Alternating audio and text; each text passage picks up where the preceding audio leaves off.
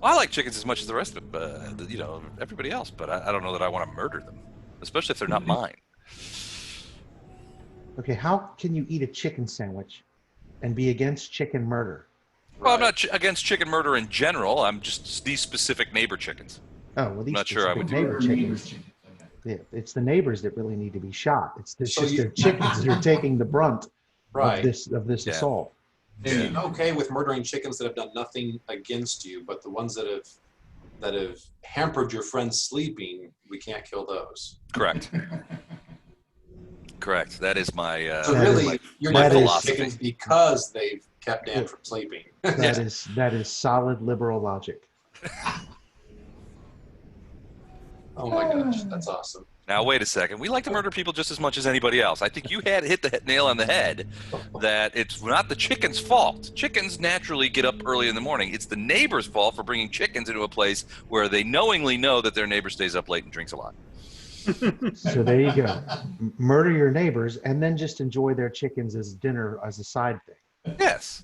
See, that would be perfect. There you go. Ultimately, that would be the And best outcome. relative to the rest of the Saturday night group blast, I do not drink a lot. Are we talking about me? The entire Saturday. Well, yeah. So Tom Miller was. What did he say? He was mixing like Benadryl and Bud Light. Yeah, and it showed. Yeah, he was hammered. I was okay. I'd had about half a bottle of Old Granddad, but so I felt like I was okay. I wasn't too bad, was I? You were not bad. Okay. Who else? No, everybody else was fine. It's a very different game. Yeah, it's different. It's very silly. Saturday is a very silly night. Well, Marla said she woke up. So my bedroom is like right above my office, and Marla said she woke up when you remember that when Eric hit those 220s in a row. Yeah. To confirm, and it was like the double crit. Yes. And I yelled like, "Oh my God!" That kind of thing. Marla said she woke up and was like, "What the hell's going on down there?" It's like I usually don't get woke up unless Doug or Don are here. Yeah. Yeah, no kidding. Did we lose Jennifer? No, I think she said, "Screw you guys, I'm going home." She's like, "I've had it with all you guys. Bunch of nerds, Chicken murderers. chicken murderers."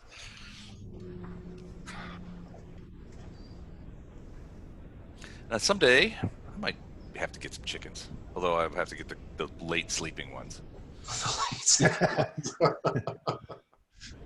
The 11 a.m. chickens. It's like those are called cats. West Coast chickens. those are called Yeah. cats. Those are called cats. They'll sleep all day. You're good. Yep, I've had a cat years and years ago. They don't lay as he many slept a lot. eggs though. Yeah, no, you didn't get. So I got But also tasty fried. They're also tasty. I get my eggs from my egg lady down the way. She's got a farm, and she sells me eggs. I don't buy sweatshop eggs anymore. Sweatshop eggs. Sweatshop eggs. Those Chinese chickens working for a penny a day. Is that? That's right. Plunging out those little white eggs all day long. No, not for me. Hey, buddy. How's it going? They Hi, can't Cohen. resist. They can't resist coming in and getting in the limelight. Yeah, I know. So is this everybody?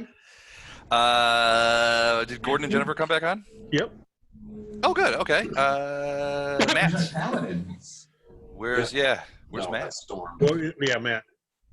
Let me send him a bit of an email. It looks like two. Yeah, that's what I'm modeled after. Oh, nice. That's what I thought. I'm gonna Les shut doesn't, up. Les doesn't think that, but I think Let's that. hate I'm gonna shut up now. Okay. Wait, can they hear me? Yes, they can. Darn it. We can't hear you. Don't worry about it. Yeah, don't worry. We can't hear you. Not at all. What was he looking at? I told you I started playing the Pathfinder Kingmaker with my family. Uh-huh. The And new so video my game. little kids are like eating this stuff up, and so they've also seen Train Your Dragon. So when I told them I had a character that had a summoning that was modeled after Toothless, Uh-huh. they were all over that. Yeah, but don't call it a D word, though. I'll make sure. He already said it once, and I missed it. I'm just like, "Whoop." I'll not even, make sure. not even I'll paying make- attention anymore.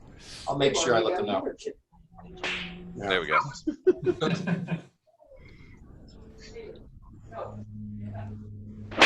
There we go. That's right. Yep. Needed to make it a little louder. Yeah, Storm doesn't do these love taps. She pretty much gets a full wind up when she pulls the god out. Yeah, I hate it when she's not around.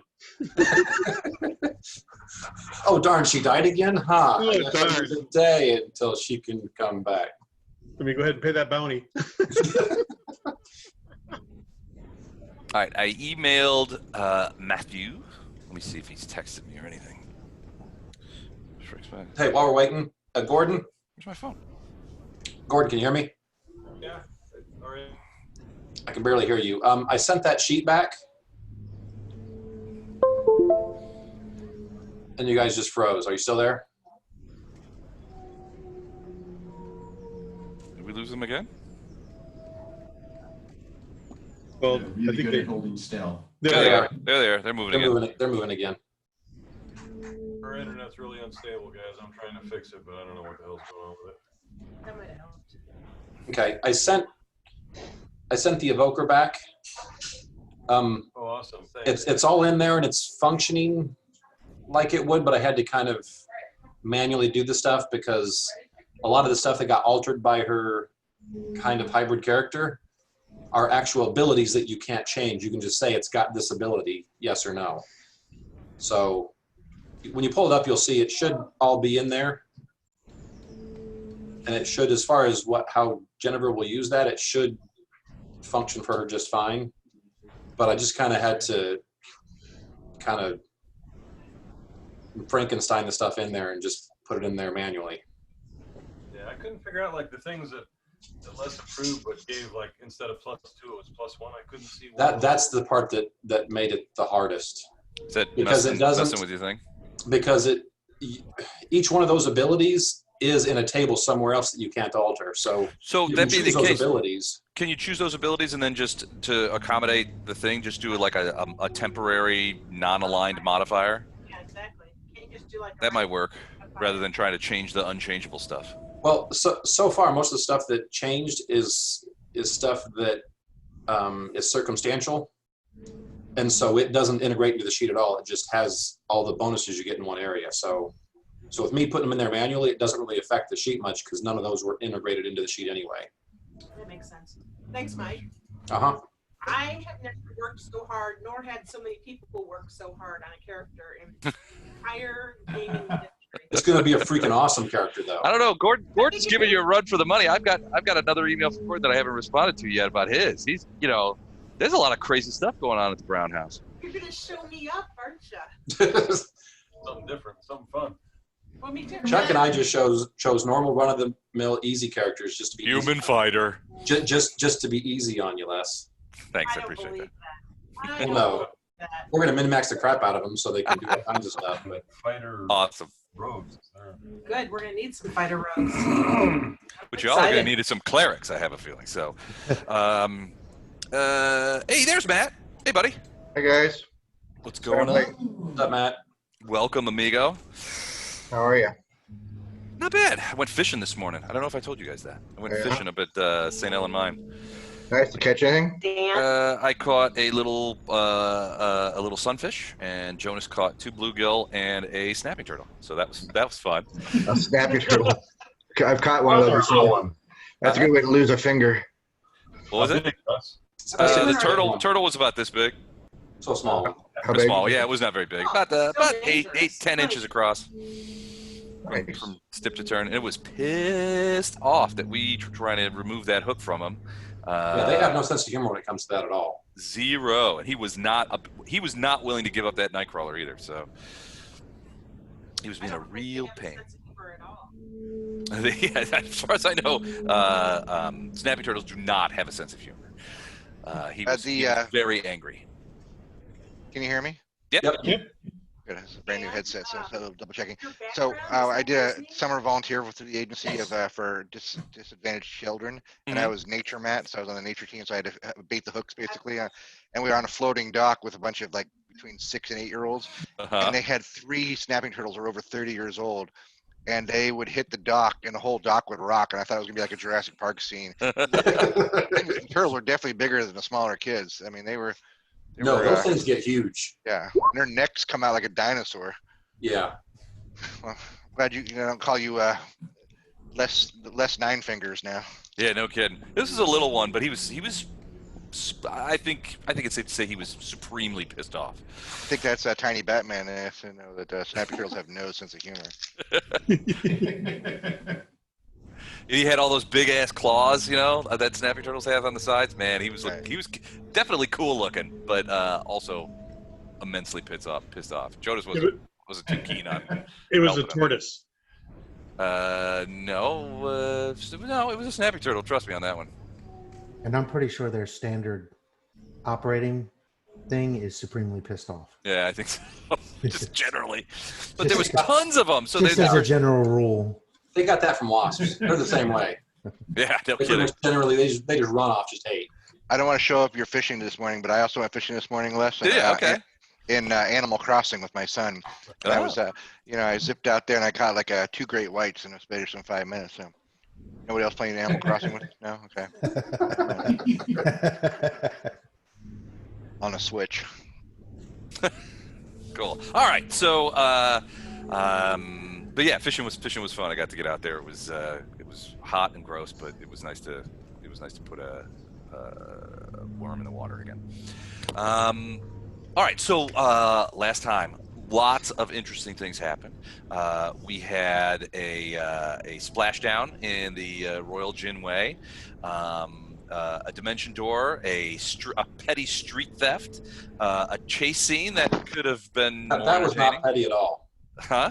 That was not petty at all. Well, yeah, they thought it was a petty. When you steal some gold, that's no big deal. When you steal like half the party, that's a big deal. And I could not wait to show that like the ring thing with the tieflings kind of looking around. I probably spent 10 minutes making that thing and 30 minutes laughing at it. Well, Oh yeah, before, I know the same thing.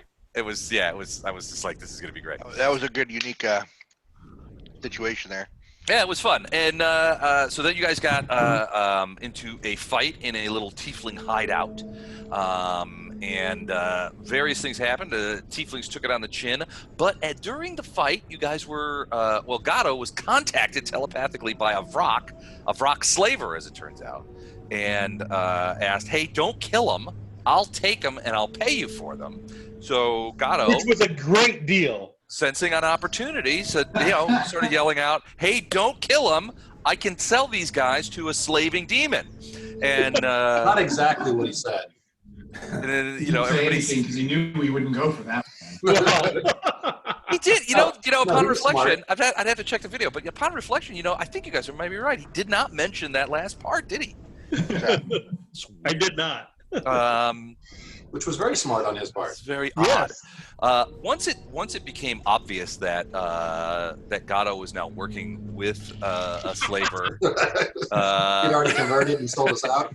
yeah, he drew a little bit of constructive criticism from the team,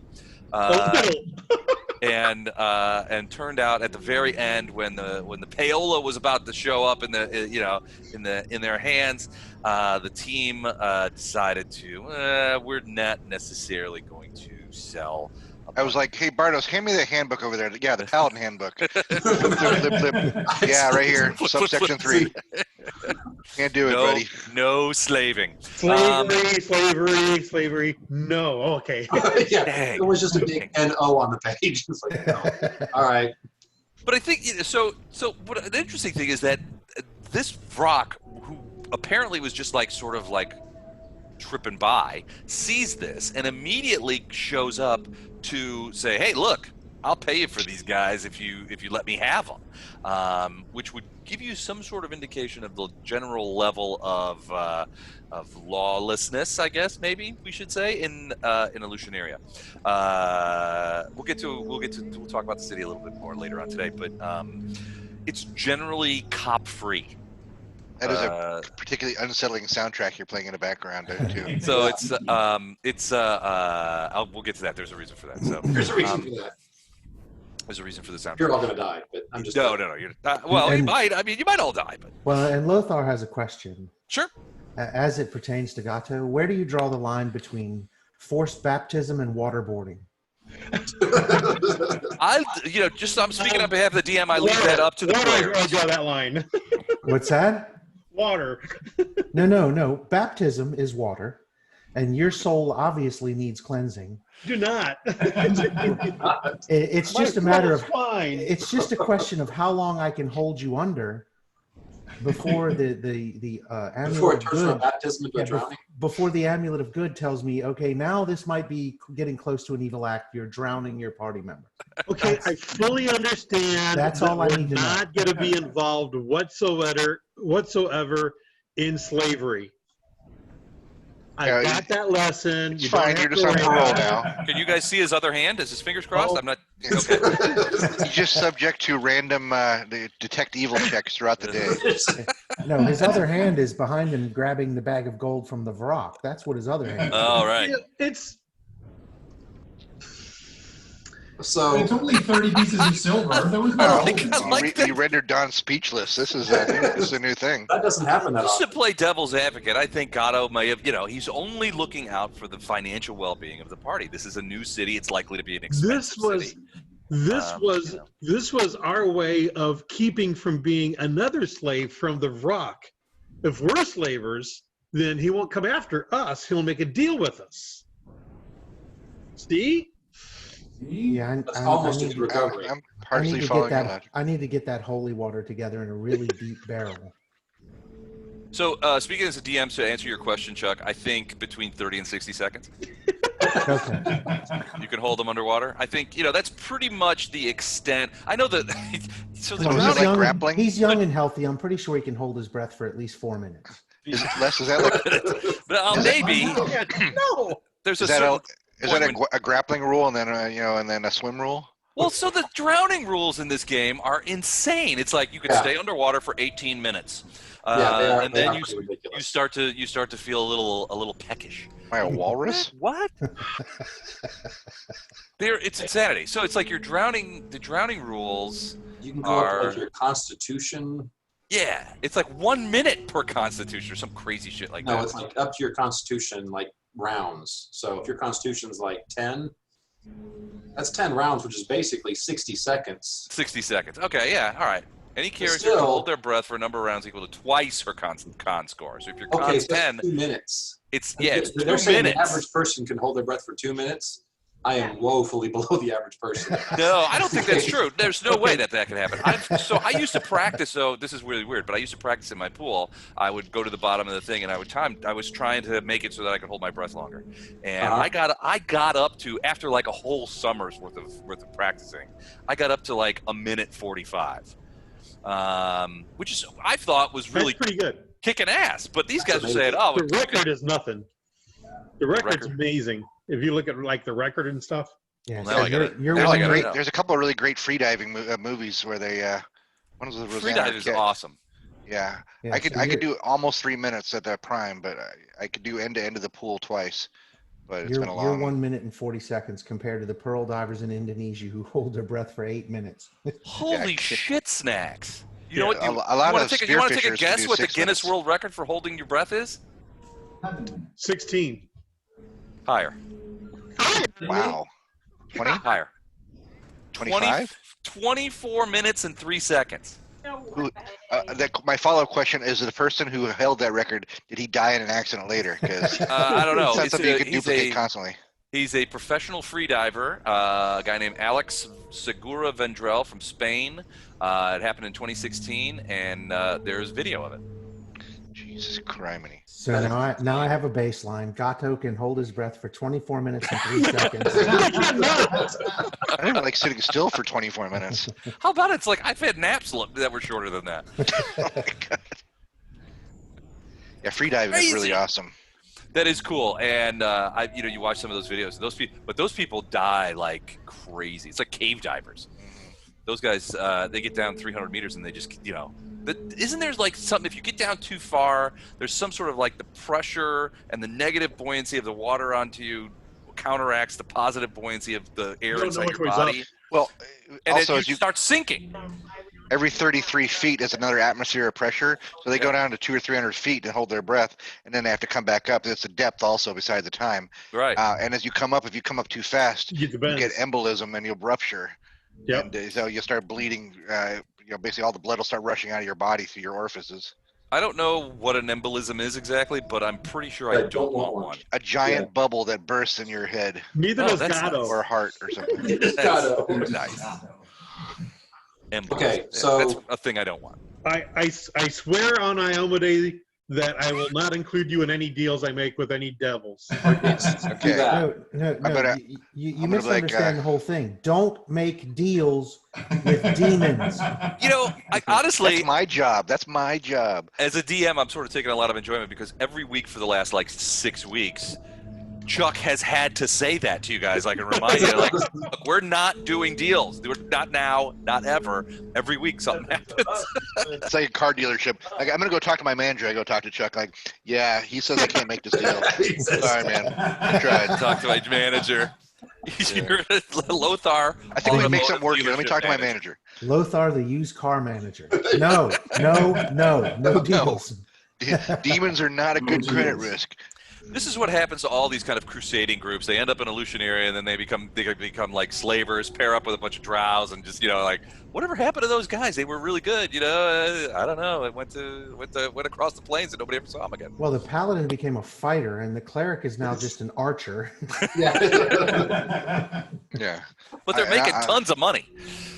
I am gonna check into the anti-paladin literature just in case. Just gonna go full dark side, full. There's got to be a full. cursed sword, -4 around here somewhere. I forget the stupid. Who's Darth Vader's real name? Anakin Skywalker? Full Anakin. Go full Annie on this, and just to be like, "Hi, I'm a paladin." Nah, I'm the evilest thing in the universe.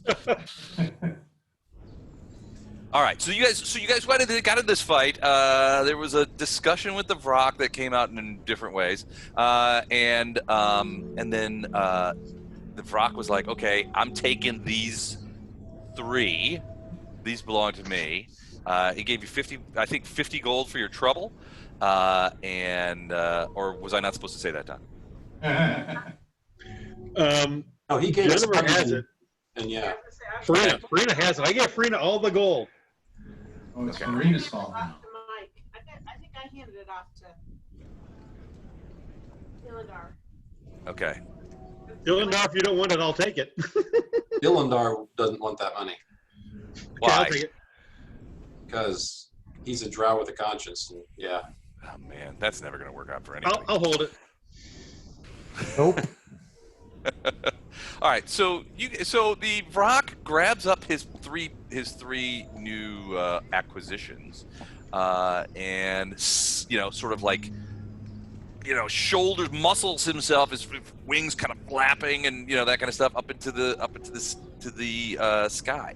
The soundtrack is the noise you hear. It should be some town ambience.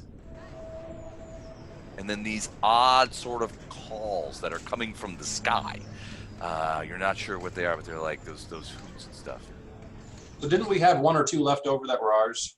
You do. So they're both unconscious. So you have this guy right here and this guy right here, who are the tieflings that the last surviving tieflings. These were the guys that you guys were going to sell to the vrock, but decided in the end not to. Well, when we found out we were selling them to the vrock and not, giving them to the authorities, that's kind of what changed. So here's kind of the problem. There really isn't an authorities here. Right, but we didn't know that. Yeah, I mean, you got Now you we got, have yeah, you've got clue.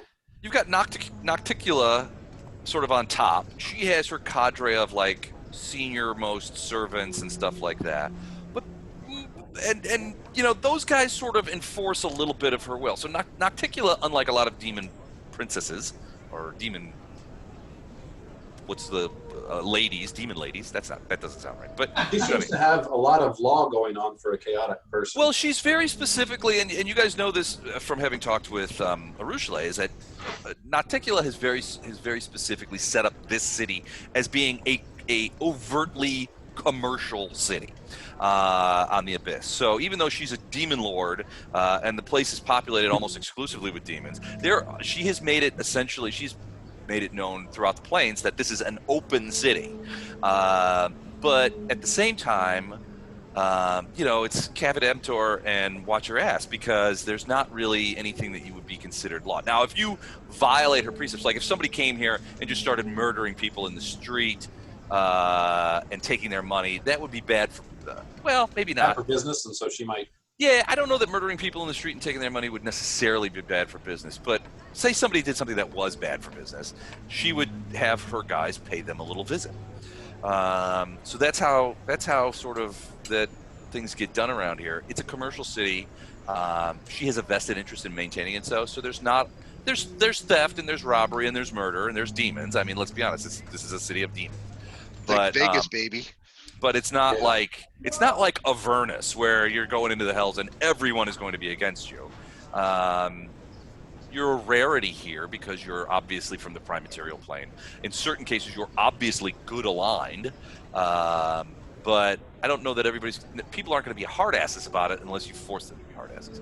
Right. Does that make sense?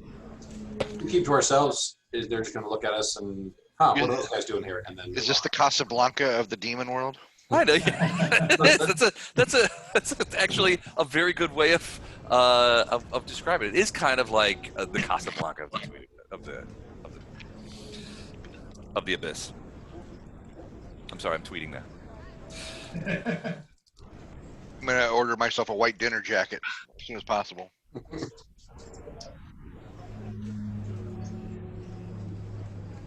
So, Okay. So you've got two of these guys. They are unconscious right now, but you're sort of standing around. Outside on the street, you see what looks to be a pretty large coach, a covered wagon with an inset, and there's a guy sitting there, and he's just sort of like, there's several strange creatures that you haven't seen. There's sort of combination of like horses and lizards at the same time there's like a quartet of them hooked up to this coach, and the guy is just sort of like sitting there on top of it, and he's smoking a pipe, and he's sort of watching this. I'm pointing at the damn laptop. He's sort of watching this doorway, and you can see him out there, but he hasn't done anything, and he's just sort of like waiting. Is it a guy? Or is No, it's a demon. Okay. It's this guy. Do you see that? Yep. So it's that guy, but he's just sort of sitting there, sort of in a like on the coach bench, and he's got the reins of the lizard creatures in his hand. He's just sort of sitting there. But he definitely seems to be looking over at this door where you guys are. He's paying attention to us. Yeah, he's paying attention. Definitely, and he stopped. So it's a big like coach he's on. It's probably fit 8 to 10 people in it. That's the door you guys came out of, right? No, that's the door that those of us who were not in the portable hole, we came running through that door in here. Okay. To find you guys, and you guys were already fighting.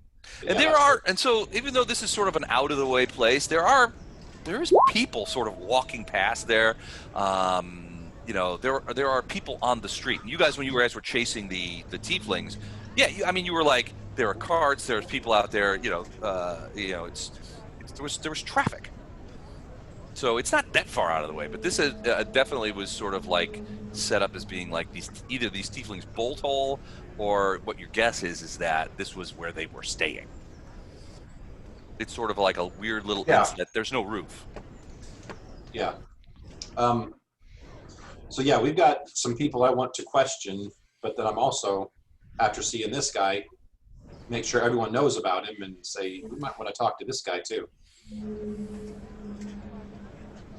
He seems like a hook. I mean a person of interest. He's just sitting out there, so I don't know. It could be anything. All right, so the vrock is just sort of taken off. He's taking those 3 tieflings with him. The other 2 are starting to come around a little bit. They're still pretty damaged. We need to have them tied up before they come around. Okay. Just out of curiosity, I know what our overall mission is, or what is our day-to-day mission once we got here, or do we need to go set up shop somewhere? I'm Well, the assuming. overall mission is to screw relations between the chick in charge here and the ones who were trying to do the crystals. Right. Chicken charge. But it's not something we can do like as soon as we get here, because we're not going to be able to get an audience with the most powerful demon chick here, Sure. just Right. because we want to. So My suggestion is we use the tried and true of all adventurers. We set up in a tavern and look for bar fights or useful information. So I've got that information. We can go in much more detail. But yes, so Mike, to a large extent, is exactly right. I'm looking at the thing right now, and basically, you had 4 charges from Queen Galfrey. One was destroy the Nihydrian refinery, which you did. 2 was close the Fane Rift, which you did. You 2 for closed the 2, rift. baby. So 2 for 2. The third was one take a is- bath in the lake, which we did that too. Take a bath in the lake. Now, the third one was prevent the Midnight Alliance. The PCs travel beyond the rift into the Midnight Isles to sabotage the World Wound's attempt to secure an alliance with Nocticula. This may require a face-to-face encounter with the Demon Lord, who seems to have her own reasons to not want the alliance. The best place to go to secure an audience with Nocticula is her capital city of Alushinyrra, and the best way to get her attention would be to seek out methods to become notorious in the city. And then job 4 is find the source of the Nihydrian crystals and cut off the flow. You have to basically discover where in the Midnight Isles the crystals are coming from and put a stop to the operation. Okay. So notorious. I think we can do notorious pretty good. We'll just put. We could become slavers. Yeah, you can make you Fletcher enlarged. No, we can't. Enlarged. Well, so here's the thing: there's a lot of different commercial activity that goes on in Alushinyrra, but as Arushle would have told you guys, the #1 commercial operation here is the traffic, sale, and capture of slaves. There are multiple ships from various places on the Abyss that show up in Alushinyrra. So there are, and we'll talk about this later when we familiarize ourselves more with the city, but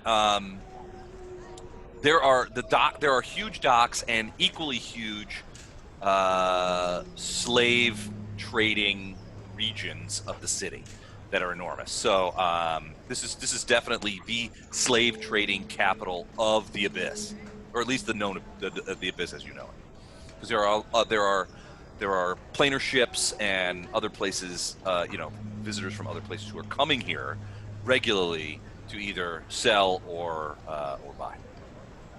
The traffic of captured flesh. And so a lot of the population of Alushinyrra are slaves as well. So it's like most of the people here own at least 1 or 2 slaves. So that's something to think about. Anyway, you have these 2 tieflings who have just narrowly avoided slavery through dint of your own efforts, notwithstanding Gato's efforts. But and so they're so you guys are going to tie them up. So what are we gonna do with them now? So you're Tie going them to up put right now because I want to. manacles and sell them. And is that our final solution for them? No. That was an interesting choice of words there. Yeah, that was really interesting choice of words. Well, I mean, this is a big city. Unless are we worried about a couple of tieflings that we got to look over our shoulder for? Or are we going to rehabilitate them into their own pitiful existence? I did this for information. Since they live here, we don't. Yep. They can provide information that we don't know. And that's kind of the only reason I did this. And the fact that I don't think we're going to have our time making them talk, because we just killed half their friends and sold the other half, as far as they know. And Well, they can have all that money as far as I'm concerned. oh no, we're not giving them anything. God, I was just like, wait a second, you're giving away our money? No. What? And remind me, what's the name of the demon that we're looking for? So the demon chicken lord, charge. the chicken charge, yeah. So No, wait. I get that part. Okay. Back up a second. Okay.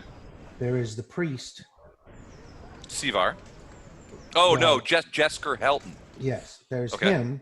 Yep. Who was brought here by the demon that was possessing him. Even though we killed the demon, we also killed him.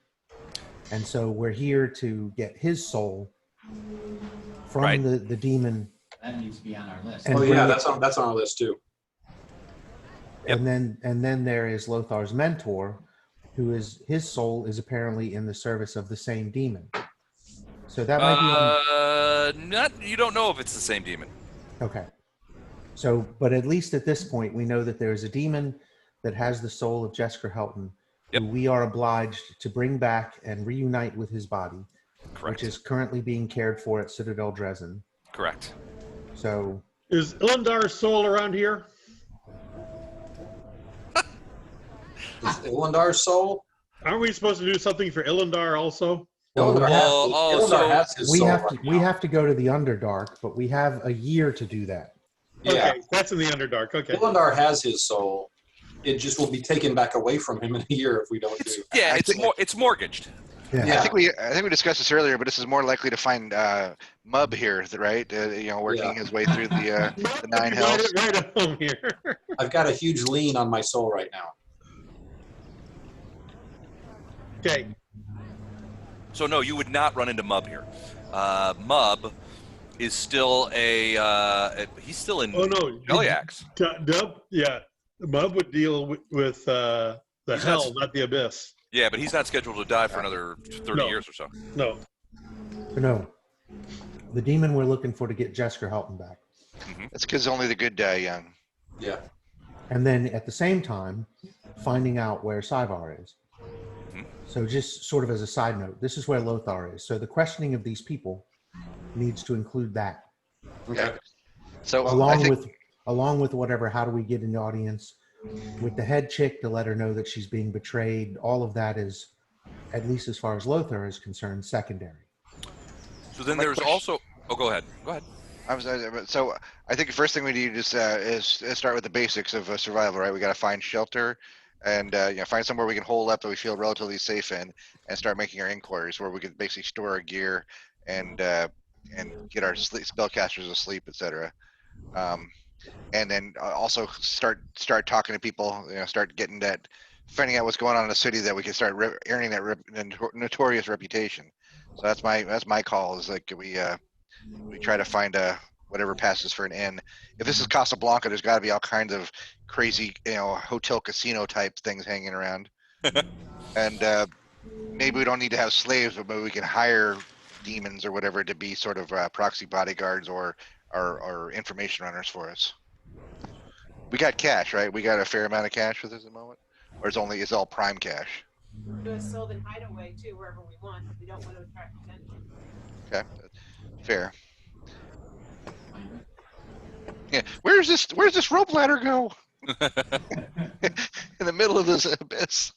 All right. So what do you guys do with the Tiefs? I mean, you're gonna tie them up. I think tie him up and question him was the plan, right? Maybe do some healing if they answer their questions correctly, or no? Let me just ask this: can I heal an evil creature, or will that cause it more pain? I think so. I've never totally bought into the whole negative energy heals evil creatures. I think that's ridiculous. I think you could heal an evil creature as long as they were a mortal creature. I think cure light wounds will work the same on a I think so too. on a demon versus even Yeah. or as a person. I think negative energy is more like for undead. That's for undead. Yeah, that's Yeah. not outsiders or demons or anything. Just say that we're primes down here. We unfortunately had an encounter with you that didn't go the way you wanted it to. Nothing we can do about that. Life in the abyss, but we can leave you alive and in better condition you are if you answer some simple questions for us. All right, so they come around. Are you gonna like actually heal them? Wow, No, I would say that's the part of the deal, right? you're being awfully nice. Well, I want information first, and then we heal. What are Right. you talking? What would you want me to get a torch and just hold it to their genitals? Do you think it's No. Okay, let's make sure. Pretty sure that's on the list too that I can't do. Go ahead, pull that book back He's got up. the book back up, flip Flip to the that page. Genital flame torture. No. I can On the imagine list. this book he flips through has some pages that are normal text and some pages that it's in like 300-point font. It's just N-O on there. Yeah. So it's like, And the bottom it says "Seek Caravan Guard for accomplishment." oh my gosh. No, I was just gonna not browbeat, but basically extract information from them. Yeah, And just based on how cooperative they were, depends on what condition they get let go in. Yeah, just have Storm loom behind them while we question them. Yeah. I mean, if I'm there, they don't know what type of drow I am, so I think don't one of us have a wand of truth telling, or I know you have the zone of truth as a different character though, but I thought we had some sort of truth. that's a cleric spell if he's got it memorized. Yeah, I thought we had equipment like a wand or something. I I thought someone had some armor that did that or something, didn't they? Xano did way back in the other campaign. I had that breast armor, but somebody here might too. I'm just looking up Flashheart's gear here. Yeah, I might be thinking of a different campaign. I don't know. Anybody else? Nobody else? Actually, that might have been another campaign because yeah. I don't have Zone of Truth memorized, so. I mean, I've got one heck of a bluff, and like I said, they don't know. If they see a drow, they're going to assume I'm pretty much as bloodthirsty as every other drow out there. I have a Zone of Truth potion. That's what I have. One Zone of Truth potion. I wouldn't waste it on this. I don't think. No. Like I said, there were a whole team of them. They got it over their heads. They got wiped. There's 2 of them left that are almost dead. I can't imagine they've still got a ton of confidence going on right now. It's not been a good day for them, but they do live in the abyss. So let Ilindar have at him and see what he can get with the stick. Okay. And Yeah, you can be good cop. You can be good cop. If that doesn't work, then you can step in with the carrot. Yeah, we can just call Eric over here to bring his spoon to the abyss. I bring the spoon. Yeah. Anything but that. Next time we're at a place, I'm going to get a +2 ladle. A +2 cold iron ladle. I have to get like a bell noise. If you do, I tell you what, if you get a ladle, I'm going to bring this to every game. Hold on. I'm almost afraid to see this. Every time you hit somebody with the ladle. Nice. Spell hop, ding ding. Every time Lothar hits someone with a ladle, an angel gets their wings. Okay. Good with that. All right, so you bind them. Yep. Tie them up. All right, so they're just sort of sitting security on the fringes. Yeah. So I am going to come over here, and I'm going to tell Storm. Storm's not used to this, but try and look as menacing as possible. Fletcher has a +13 intimidate if you want. It's not hard for a dragon to look intimidating. Yeah, you kind of just. You can't say it and do it. Let me check as DM Live. Let me check the rules. Looks like I can. There we go. So it's right there in the rules DM guide. Right there. Fletcher, were you trying to say that to all of us? I didn't understand the question. All right. If you need someone to look intimidating, Fletcher has intimidate as a skill. Okay. Can he do an intimidate as a boat, like an aid on my bluff? So he's not actually cursing them, but just looking intimidating, standing behind him. That would aid to my bluff check. Let me check. I think so. So I think there's multiple ways you can use intimidate. So coerce. Sometimes you need to cow somebody into submission. So you coerce a target into acting friendly. You can demoralize an opponent or influence an attitude. Is the 3 things that it says you can use intimidate for. So yeah, if he's just kind of standing behind me, sharpening a blade or something that just is intimidating. Right. So in this case, Nice ring on your finger. so- I hate to see it come off on from this sword. So coerce opponent. Somebody needs to cow somebody into submission. A coerced target acts as though friendly towards you even when you are around, but aid offered remains grudging at best. They're not necessarily. So that's one. Demoralized opponent is basically giving them the shaking condition. That's not that great either. What you want is influence opponent's attitude. You can use intimidate to force an opponent to act friendly towards you for 1d6 times 10 minutes with a successful check, blah, blah, blah. If successful, the opponent will give you information you desire, take actions that do not endanger it, offer other limited assistance. But the target treats you as unfriendly and may report you to local authorities, which we've already ascertained do not exist. So, Right ahead there, dude. so you that will if you do it intimidate, using to influence opponents' attitude, they will likely provide you some because they're scared. Okay. Well, yeah, but the question was using intimidate as an assistant to Ilandar's bluff. To me, the role to get the information out of them. So Yeah, I Ilandar's think- playing good cop, and Fletcher standing behind him, sort of looking the part of, if you don't cooperate with good cop, I'm going to stab you in a lot of places. Okay. Yeah, I think that doing a successful intimidate check would add +2 to a bluff check in that regard. Okay. All right. So Or I guess- diplomacy check, any one of the charisma checks. So Fletcher then rolls and needs to get a 15 or better, and if he does, then that gives me +2. Oh, look at that! What a Yes, crap, dude. 15 right on the money. So yeah, you would get +2 on your bluff check to try and convince these people to do it. Gato, what are you doing? Done. Okay. Okay. I am then add 2 to this roll. Okay.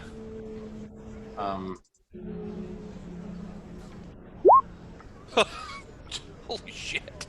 So 38. 38 bluff checks, so almost 40. All right, yeah, probably you're going to bluff these guys. You know, when they wake up, they're essentially, I don't want to say children, but I mean they're grown adults, but they're essentially street toughs, right? They make their way through, you know, stealing from the unwary and, you know, that kind of stuff. The thing about street toughs is they're only really tough if there's a whole bunch of them.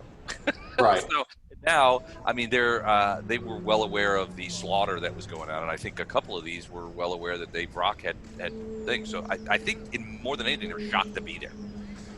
Mm-hmm. So basically, that roll is just that's my extract information roll, and so if that's successful, now we can go into what things that, as a group, we're wanting to ask them or information we're wanting to get from them. They look pretty freaked out, and both of them. I'm assuming that you got both of them awake. Yeah. Okay. All right. So they're both awake, and they're just gonna like sort of sitting back to back here. Yeah. So I mean, they look scared. Frankly, they feel like that. I mean, your guessing is that they're wondering if they got out of the fire and out of the frying pan, only to land in a much different and potentially much worse fire. Right. So This is yeah, what I want them to feel. yeah, their eyes are popping around. The one you see, the one trying to mumble something. You're not sure what it is, but this one had cast some spells before, so it might be a sorcerer, might be a wizard, might be worth gagging. Okay, we'll gag that one. Okay. With a spoon. Yeah. Spoon. Ah! With a +2 cold iron ladle. Hold on. Did you say you use a ladle? Yeah. So I feel like Howard Stern with all kinds of. I'm gonna have to get like a buzzer and some snappers and a bunch of tom toms. You know. I want to know first why, if there was a reason they targeted us, or if it was just an opportunity that dropped in their lap. Honestly, we thought you guys lost us in a gambling event or something. It was purely opportunistic. They happened to be standing Pretty much near, right where we. yeah, pretty much within like 10 feet of where you guys dimension doored. And then fell about because we were in the water. Right, and you guys sort of materialized. They may have seen you fall in the water. They certainly, but when you dimension doored over to the shore, you landed like 10 feet from them, and you know everybody was like sort of like out of the ground and falling over, and they were like, "This is a perfect opportunity. We're just going to take what we can grab and run," and which is exactly what they did. Okay. So where is it? I asked them if they've seen any other prime material folk in this area, and if so, where do they go? Where do they stay? In this area, no. But there are primes here, they'll tell you. Any primes, they come here for commercial brings. You know, we see primes all the time. Not all the time, some of the time. But when they go here, there's really only one. There's really one inn that's known to primes, and it caters exclusively to primes, and it's called the Worm Empire. Okay. And it is over. It's over by. Yeah, we get directions whatever that is. Well, so the directions don't mean that much to you because you don't know how the city is set up. So they'll say it's over by Hadrak Street Station, just west of Saltpeter. near where the the Cacticay and the Kepri live.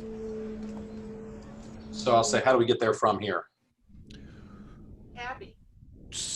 Yeah, exactly. Take a cab. It's probably from here to they'll tell you, from here to the WP, you guys are right here, just off of Royal Gin Way.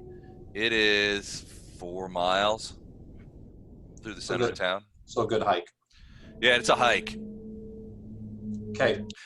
They'll be like, look, you could take a train, you could take an airship, or you could take a cab. They're like, it's too far to walk. What are some threats that we need to be watching out for? What do primes usually fall victim to most often, or what's, obviously a dimension door out of water is one of them. Tiefling street crime. Tiefling street crime is way up in Alushinyrra. What are things? No, I mean they're confused by the question. This is a town that doesn't have any police, and the only really way to get in trouble is to do something that pisses off Nocticula or someone else who has the capability of handling stuff. Right. So there's really, there's a thousand ways to get your ass handed to you in this town. But what I'm looking for is more don't go by this area because these guys wipe out everything comes next to them, or if you see these guys, like, are you worried about like dangerous areas of the city? So Bonetown city, or hey, if you see this thing flying around, stay away from it because it'll as soon kill you than look at you. Right. So this is the type of information I'm looking for. Okay, so Bonetown and Mog Hill are probably the most dangerous areas in the city for anybody, including primes. That down there, they would see primes as being easy meat and way out of their comfort zone. Also, Kevin's Catch and just west of Pelorus Fields is kind of dodgy too. In fact, that the whole sort of upper sort of northern the whole northern coast is probably going to be, you're going to want to stay out of. Do we have a map that we could refer to while you're talking real quick? We'll get there. Okay. Bonetown. You're saying Bonetown's off limits? Hello, ladies. You said Bonetown. Pound Town is still accessible. Pound Town is fine. Bonetown, Mog Hill, and Kevin's Catch are probably you'll run into trouble. Going down there it's going to be provocatory, is what they would tell you. Okay. But there are other areas as well that are not great, including like the northern coast above Kevin's Catch, like Dogfen or any of that. Yes, I have. Hey. And I downloaded the things that you wanted me to download. Yeah, so that they'll say like most of the south and the east is going to be fine. Because that's where the more money is. The northwest portion of the city is more dangerous because it's poorer. That's where poor people live. The southeast portion of the city is where rich people live, by and large. Okay. And there's also non-demons typically live, and that's so the Worm Empire is down in the southeast portion of the city, and we'll go to the map here in a little bit. Okay. So no other. That's really, new prime scams or whatever that we need to watch out for, or Well, yeah, I would be on your guard regardless. But if you're talking about places where primes stay, the Worm Empire is really the biggest and safest one. Although there's not a lot of places that would say no, but so the Worm Empire is known for security. It's security, especially for primes. It caters solely to primes. They do not cater to any demonic traffic. Okay, well. He said innocently. I don't know of any other information that we can get from these low-level guys, but like I said, the name of that place is worth it to me. So. What about the potential whereabouts of this demon that we're looking for? Okay, I'll probably my only concern about that is if we leave these two alive, they have the ability to say, "Hey, these people are looking for you." I don't know, just maybe couch how you say what we're looking for here. See what I'm saying? Mm-hmm. Oh yeah, Give them definitely. information by accident. Like, hey, we're looking to assassinate this demon. Can you let us know where he is? Okay, great, thanks. All right, we're done tying you now. Have a good day. So hold on, I gotta remember what the Yeah, name of that demon was. don't trade this information for a better place in your life. A better lot of life. Oh no, we would never do that. Oh, no. Fingers crossed. Let me try. So let me get that the name of that demon. Hold on a second. You would know it, but I can't remember it. So. I can't remember it either. Sorry. I'll write it down. The one who had Jessica Helton. Yeah. Okay. So as a generic question, I asked them if I'm trying to track down a specific. Quinarch is the name of that demon. Sorry.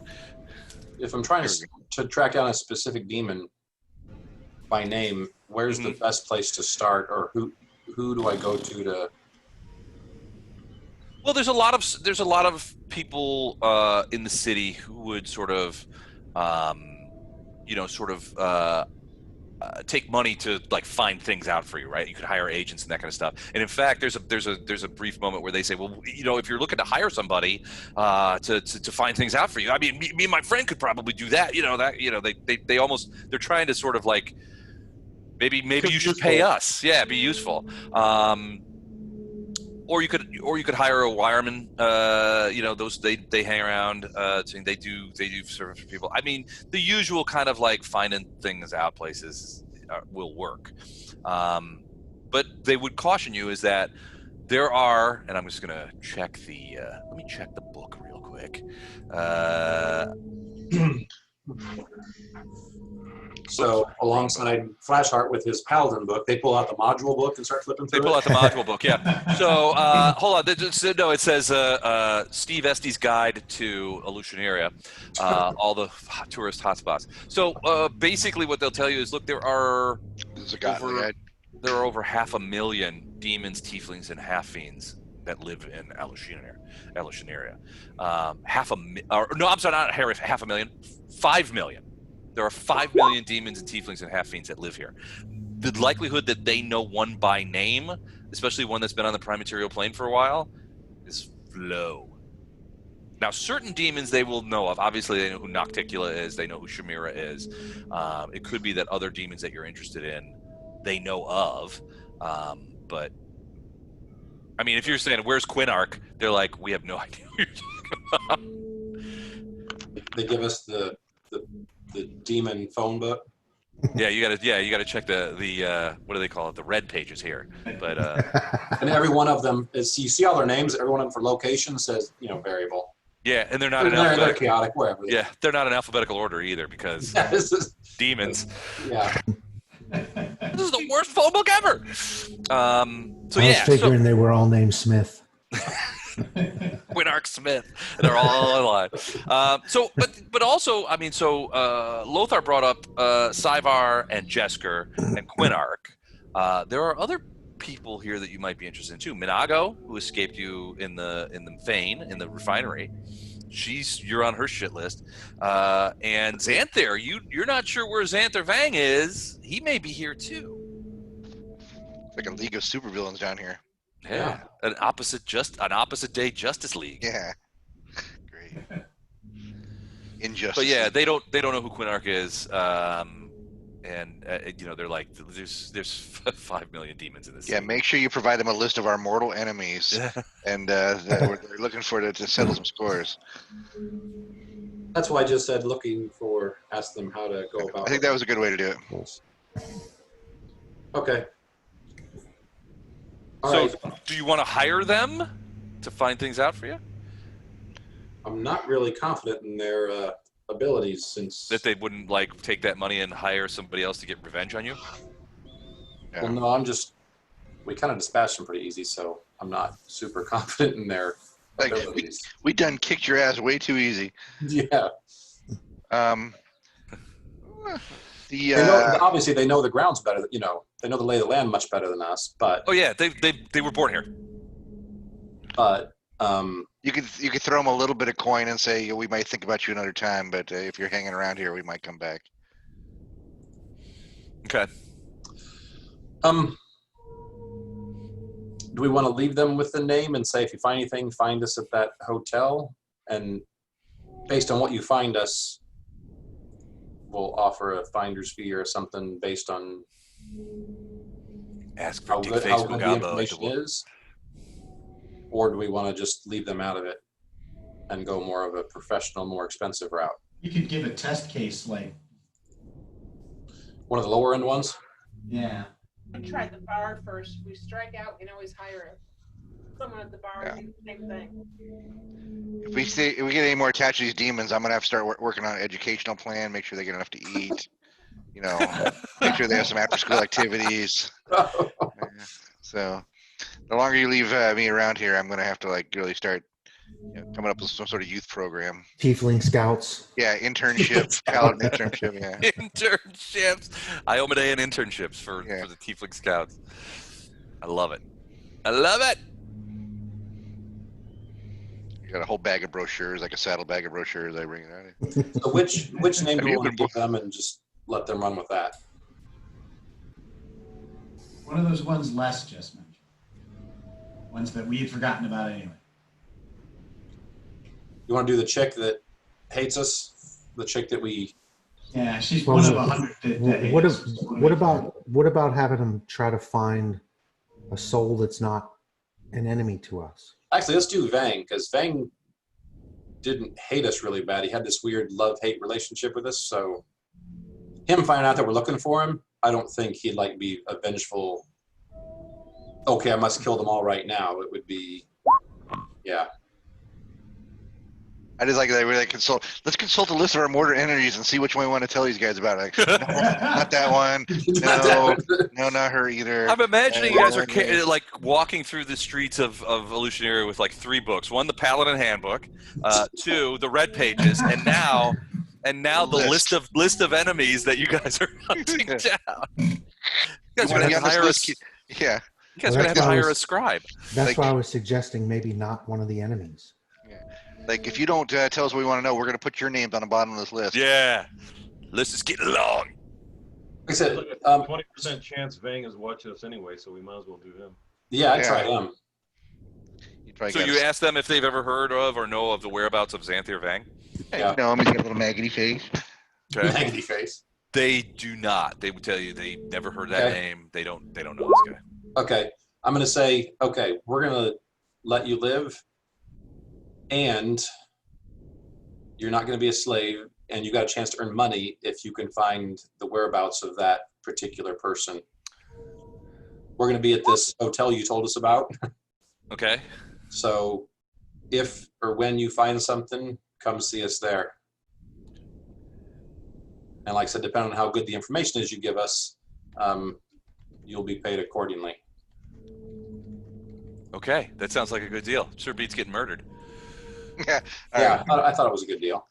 Are we doing some laying on hands, or is somebody casting a heal spell? Wrong one, Les. Unless I have anything. Wrong one. You want the whole? Oh, you want the whole other guy? I want the other one. All right. I wouldn't worry about healing him. I already said I would, so. Okay, give me a sec. Mm-hmm. Okay, so you're not healing him. You're just letting him go and saying, "Hey, if you find anything out, we're gonna be at the Worm Empire." No, I already said I would heal him. So yeah. I wouldn't have, but a little bit. Flashheart's being the whole paladin thing, which is good because he's a paladin. So Trying to earn a few more brownie points with Iamade after the whole slaving incident.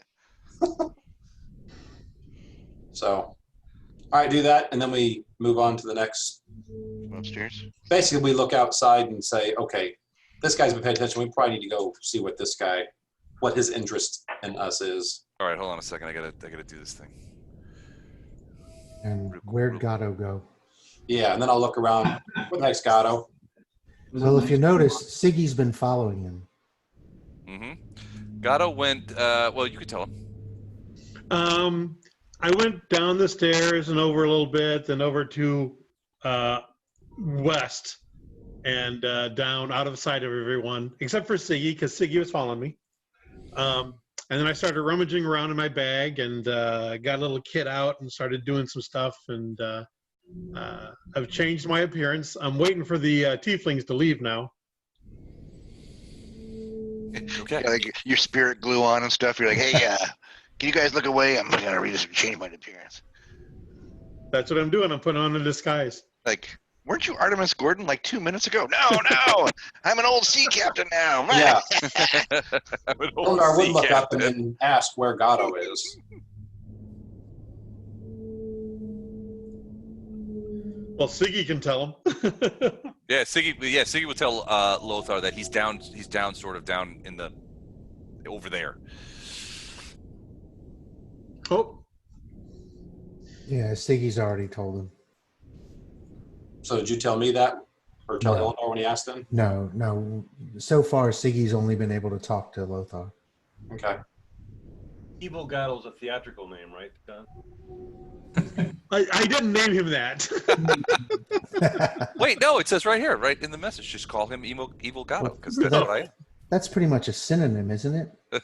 As soon as the goatee goes on, we know. You should be able to change that if you want to. Oh, wait, hold on. And actually, Lothar would have been looking through the bird's eyes, so he saw him put on a disguise. Yeah. Right. All right. So you let them go, and they scuttle off. They're like, "We'll find out where this guy is. We promise you. We'll get back to you. You know, that kind of thing." And you're like, "What?" Yeah, whatever. Yeah. And they haul ass out into the street. Okay. We follow them because, like I said, we know we've got an admirer out in the street also. Okay, so you guys kind of like step out into the street, and so there is a fair amount of traffic going on. There's people going by. They're mostly just paying attention to themselves. Every once in a while, you get like a weird look from like a passing by demon. I mean, you guys look pretty weird for a demon city. Flashheart's obviously a paladin of Iomade, and Bardos is an android for Pete's sake. Nobody's probably ever seen something like that. And then Storm's just wandering around. Storm and Illendar probably fit in more than any of the rest of them here. Aren't we, Potentially, yeah. wearing like Jedi robes or something to look a little less conspicuous? Which is why I changed my appearance. Do you look like a drow now too? Yes. Cool. Yeah. Guys, This I'm just using a disguise. Yep. Don't be swinging at me. This is not. This is not the dragon you're looking for. Hey, he shouldn't know it's me. Oh, wait, he does. 2 for flinching. All right, so you guys step out into the street, and so there's various traffic, and there's carts and stuff moving around. But at that point, you see this guy kind of look over, the guy on the cart, and he sees you guys, and you see him paying attention. He's kind of like prairie dogging a little bit, and you see him sort of like, and he kind of like lashes the lizard horses, and he begins bringing the cart over towards you, and pulls to a stop. And he's like, "Oi, Primes, you're Primes, right? Need a cab?" I'm Cabby. Cabby. Yes, we do, good man. We need or yes, we do, evil man. We need we're going to the, not the Burning Bush. What is the name of the place? The Worm Empire. Worm Empire, yeah. Ah, good. The Worm Empire. Cross town. That'll be 30. How much? 30. 30 what? 30 gold Alushinyrra pieces. Do we have 30 gold Alushinyrra pieces? No, we got 30 regular gold pieces. I thought we got some off the slaver. I'll give him 30 gold. Yeah. He raises an eyebrow and is like, "Oh, I love it when primes don't negotiate. Thank you, good sir. And pile all your things in the back." And so you get in, and it's actually a quite well-apportioned carriage. It's not open to the top, so it's like a stagecoach kind of thing. I was gonna say Storm's gonna hop on top. Yeah. And just kind of perch and ride up there as we're going through town. I'm kind of visualizing Dino from the Flintstones toppling the with the head sticking out. Yeah.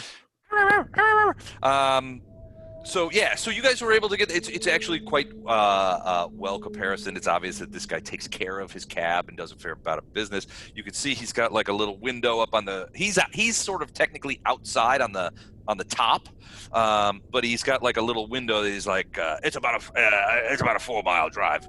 You can open the windows if you want to see the size. First time in Alushinyrra.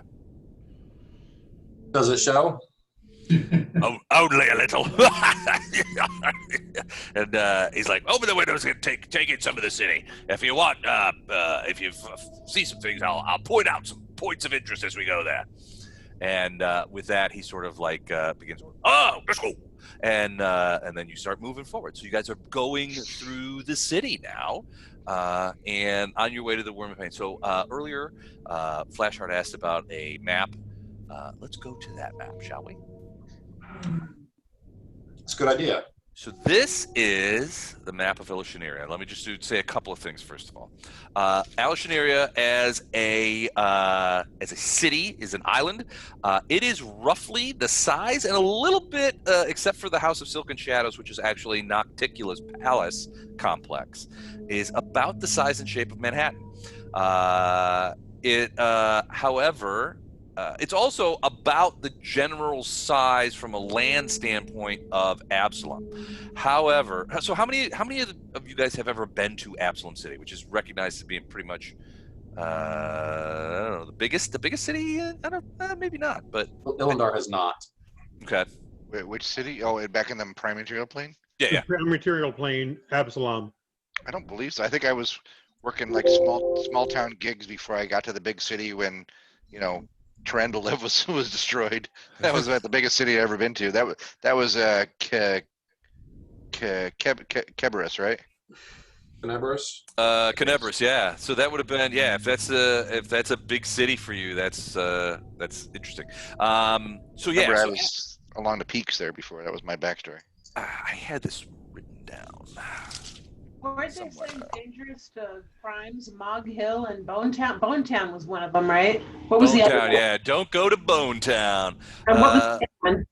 Bone Town. Mog Hill and Bone Town, and then Kevin's Catch, and then the north side. So you see that area like Dog Fen and this whole area. So like this area here. I'll tell you what. Why don't I? There's a dude named Kevin in the abyss here. Oh yeah, there's a lot of things going on. So oops. That area there is There's Kevin's Catch. I see it. Yeah, and this area. So let me just go ahead and pop this up. I want to find the demon lord, Kevin. So these areas are here. Let me show you. You guys landed in the Royal Jinway, very close to right here.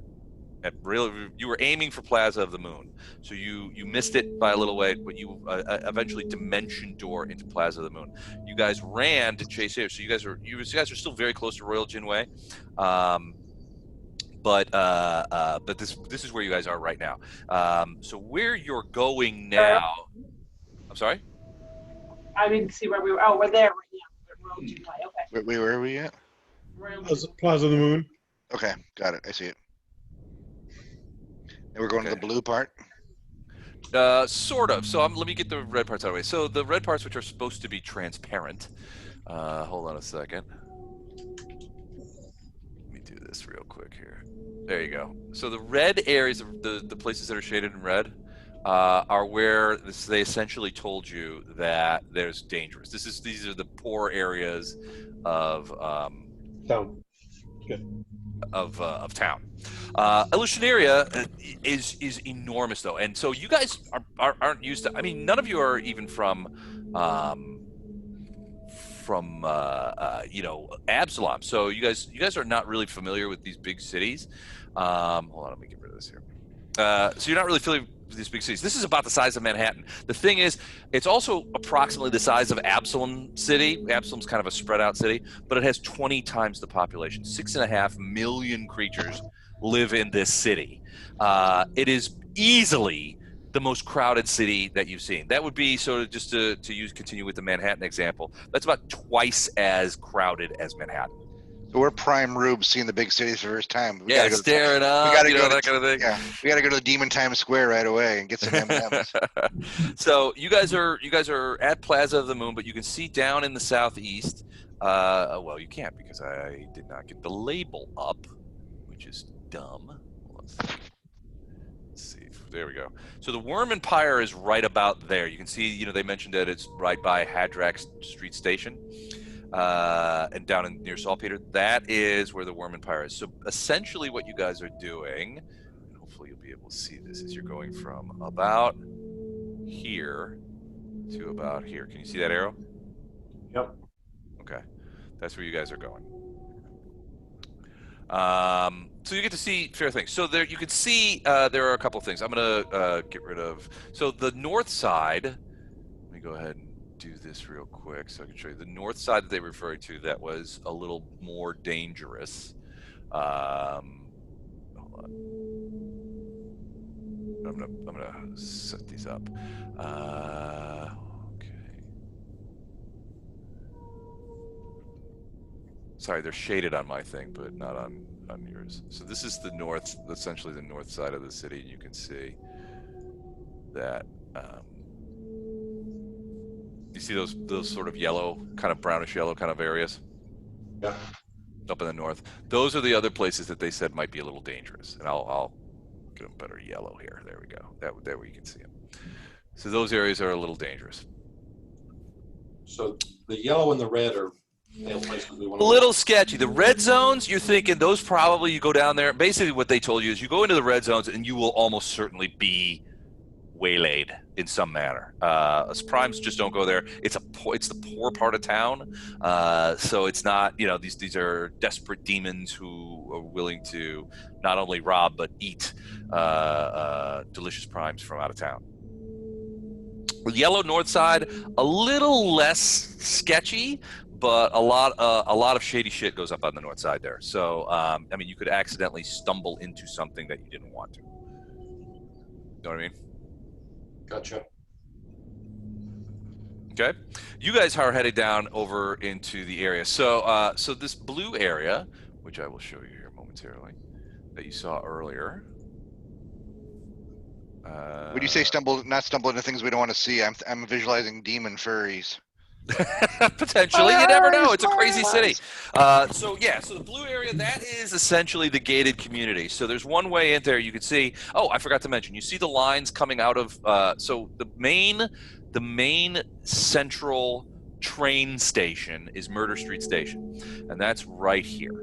You see all those lines coming off there, the green and the blue and the purple and the orange and the red.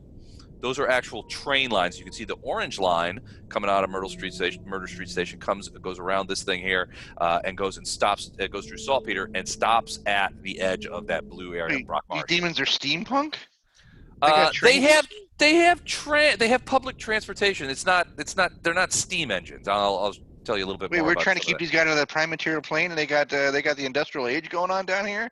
They've got essentially enormous creatures pulling these things along gutted tracks. So yeah, it's one of the benefits of slavery systems.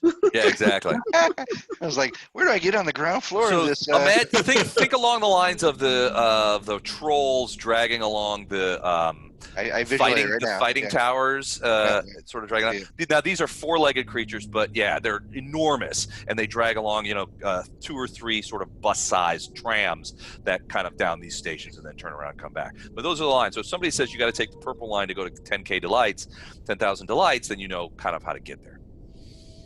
But you can see it stops at Brock Marsh. So Brock Marsh, Canker Wedge, Syriac Well, and Sangwine, all of those places are wealthy, or the homes and villas of wealthy demons. And you can see on some of them they have their own islands. Like Vendetta Point, that's the home of a single demon. Pinprick and Arsenic Tar are the same. So all these train lines must be for the low-level demons, because every demon I've ever fought can teleport at will. So I guess these are for the lowly trash. And us, primes. And a lot of times, yeah, and primes and other primes that visit. Yeah, not every extraplanar creature can automatically teleport. Githyanki can't teleport, for example. I would imagine if you got a whole city of teleporting creatures, there's probably some wards up to keep you from teleporting into specific no-go areas. Otherwise you never had anything nailed down, and people would be taking your stuff all day. True. So I've got a small PowerPoint presentation I'd like to show everyone. We're like, you know what gaming's missing? It's missing more PowerPoint. It's missing more PowerPoint presentations. So here, let me share here. Okay, PowerPoint. Yep. Let's see. All right, so I'm going to share it. Can you guys still see it? Can you see that? Yep. Oh, pretty. All right, so that is the only official rendition of what of what Alushinyrra looks like. So one of the things, remember, we talked about is that it's always dark there, and the dark, it can be it can be dim or it can be dark, but like demons can teleport a lot. They can also see pretty well in the dark. Sometimes Alushinyrra is referred to as the Porphyry City. Porphyry is a type of stone that has large crystals in it. You just lose us? I'm sorry? Or you guys lose me? Can you guys hear me? Yes. I think we're losing Matt. I think we're losing you, buddy. This is what happens when you do PowerPoint. Can somebody text him? Matt froze up. Yeah, he's gone. Okay, well, we'll carry on without him. So porphyry refers to a lot of the stone is like purple red kind of thing. The buildings are all made of stone. There's nothing of wood here. I mean, wood is incidental. You can see some use of wood here, but it's not used for like big buildings. There's a lot of big buildings here, many stories, that kind of stuff. Again, the analogy with Manhattan is apt. There's a lot of big buildings here, but this is the only picture of Alushinyrra. Now, I've taken a few liberties. So those crazy noises that you're hearing from up in the sky are, hey, when I hit the button, you move. Wait, there we go. Okay. Give me the finger. See that? So you, as you go out in the street, you're driving along, you look up because you could hear these sort of like whale noises. There are flying whales above the city, and they have baskets like carriages slung underneath them. They are serving as airships. They're not proper whales, although they look a lot like whales. Some of them have like spikes on them and stuff like that, but they're just sort of like floating across at various places across the city. So there are whales flying above the city and other kinds of creatures that look kind of like whales. If you read the Black Company series, they had these and they called them, it was a pretty innovative name, sky whales. I've read that. They were named by the same guy that named the fly in the orange, I believe. Really put in the work there. Yeah. It's like, that'll be $50.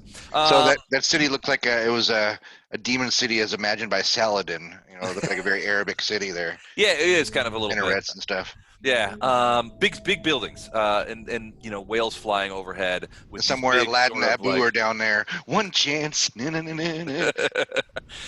you see whales flying over the city and taking traffic. Like in some cases, they look like they might carry passengers.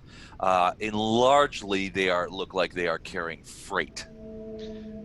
But they do call to each other, and that's what you hear, that sound of the whale noises. Flashheart is not very covetous of property beyond what has been given to him by Omeday, but he kind of wants a sky whale. So he looks over at Storm, all the things that Storm gets to do, and all the cool stuff he gets to carry around. Like, man, how do I get a sky whale back to the front? A sky whale. So sky whales typically come out of what he calls Ostrakhan tar, which is where a lot of the shipping traffic docks. So they deal with a lot of freight, but you can catch a sky whale to various places around town from Murder Street Station. That's typically where the sky whale post is. Remember, those of you who were in the Royal Jin Way, I remember I told you that there looked to be like buildings and things underneath, and creatures that were swimming around that were coming towards you when you fell in. Those creatures looked like these. These were the guys swimming around. You only caught a glimpse of them, but you're not sure. You're pretty sure they're not slotty, which is good because slots are freaking beastly. You're not sure for some, but they're definitely amphibious. A lot of difference in the way they look, but you remember that there was practically a whole city. The Royal Jin Way is a mile across and a half-mile wide, and there were a lot of like buildings and stuff underneath the water. Your cabbie will tell you that these are the Vodyanai, and that they are generally prime friendly. They are not demons, but they are also known to be many of them are significant. The word he uses is water crafters. You get the impression, you follow up a little bit with him, and he tells you that they can manipulate water like elementalists, kind of. Maybe. So in World of Warcraft, they'd be Murlocs. In In H.P. Lovecraft, there'd be deep ones, and in Star Wars, they'd be Jar Jar Binks. Yeah, exactly. But here they are, Vodyanai. Oh. And they make up a pretty substantive non-demon part of the population. Cool. A lot of them live here. They can ride on my sky wheel. As you saw from the map, there's a lot of waterways in Alushinyrra, and there's a lot of river traffic, barges, boats, everything like that. But sort of needling throughout that river traffic are these kind of boats that you can see here. These are crewed by Thanodemons, and they both provide transport and sort of make sure that there isn't any particular. They sort of. I remember I talked to you earlier about like there's no cops, but there are sort of agents of Nocticula who deal with shit if problems occur. These would be the deal with shit guys as long as that shit takes place on the water. Any shit that takes place on the water that would interfere with what Nocticula is promising business, these guys would intervene. But What is a Thanodemon? It's like a Karen, like a Karen from mythology, like Ferryman. a ferryman. Okay, I thought you said Karen. Like, I'd like to speak to the manager, please. No. Karen, Charon. No, you can tell by the haircut. Yeah, my latte is warm, not hot. Hey, you know what I heard somebody refer to as like basically a vanilla soy latte is essentially a 3-bean slushy, which I thought was pretty interesting. Yeah, it's true. Okay, so Thanodemons, they enforce order, which is odd for a chaotic a city dominated by chaotic evil creatures. Yeah. But it keeps like open fighting on the water. So they basically keep the peace is too much because if they're awfully arbitrary about who they intervene upon. I would say that. Go ahead. Go no. I would just say that if we're going to become notorious and having to be on the water, we can expect one of these guys probably to show up. Well, but you could also what the cabbie will tell you is that they also take fares. So if you need to cross a waterway, you don't want to wait, you can offer these guys fares. Usually it's pretty cheap. Often maybe 5 gold 30. pieces. Oh, I think you say 30 pieces of silver. Depends on what you want to cross. If you want to cross the whole Royal Jin Way, go into Little Jin and go all of the Harem of Ardent Dreams from like Plaza of the Moon, and you want to go by water, that's probably going to be, if you take a Thanodemon, it's probably going to be a 25 gold piece trip. I was going with the River Styx ferryman. Yeah. Well, what he will tell you, is Just don't pay them till you get to the other side. Get to the side. Now, he will tell you that in the waterways of Alushinyrra, there is inflows from the actual River Styx. So most of the time, the Vodyanai sort of manage that so that it doesn't have that. As you know, the River Styx has that memory stealing capability, and it's pretty diluted with regular old chaos abyssal water. But there are it's sort of your cabbie thinks that it's the way that the Thanodemons come in and out of from where they're from. I was joking about the River Styx, but okay, now I see what you mean. So one thing that you guys notice is you're moving across the city and you're looking at all these buildings and you're like, wow, that's big. Oh no, that's bigger. It's just a crazy city. But you see a lot of odd-looking people that, frankly, you're not sure if they're demons or not demons. Like, for example, you see people that kind of look like this. Holy crap. They're kind of like sitting there, walking through. They're just very odd. Like, you suspect that they might be demons, but they are odd. So if Michael Jackson and Cthulhu had a baby, he'd be that first guy under the umbrella. Huh? Yeah, exactly. The streets are populated all the time. Alushinyrra is very much a 24-hour city. So while there are parts that sort of are quieter than other parts, most of the city is very active. Remember, this is a city that's twice as crowded as Manhattan. And those of you who have been to New York City, you know how crowded Manhattan is, especially during business hours. This is twice that crowded. So imagine the noise, imagine the amount of people. There's literally no time probably that you'll be on the street where you won't be able to see somebody else. And if you do, if you find yourself on the street and you don't see any other people, that's probably a bad sign. Yeah. Draw your sword. But it seems like there's just always people moving. It's like almost like a Brownian motion of just people and crowds and stuff like that. How many? Who here has been to New York? I know Matt has. Dan has. Don, you've been to New York City? Yep. Okay. Mike, have you been? No. Chuck, you ever been there? Nope. Never been to New York City? Nope. Yeah, you're not missing anything. I don't really have a strong desire. There are Yeah. two types of people on this earth. There are Don't plan to go to New York City? there are people who love New York, and there are people who hate New York. So And it's- some of them on the same day, depending what yeah, day you're exactly. It depends. I love New York, but I could never live there. There's no way I could live in that city. My father, about 2 months before he died, and he died in an accident, but he was from New York, and I told him, I was moving there, and I was flying to, he drove me to the airport. He goes, he puts his arm on my shoulder, and goes, Matt, remember, New York City is the greatest city in the world. The greatest city. It's not the best city. And I wish I had had a chance to contemplate it every day. I come into the city and I see some just craziest shit that humanity has to offer wandering around. I'm tweeting that, by the way. We can go into all my adventures another time. All right, hold on. The world That's a James Meadowism. greatest. Yeah, I've pretty much come to the same conclusion that Lothar has. I'll never live in the city. Okay. James, your dad's name's James? Yeah, James B. Meadow. All right. He's enshrined in our Twitter feed now. All right. So there's again, you'll see a lot of people that look really weird.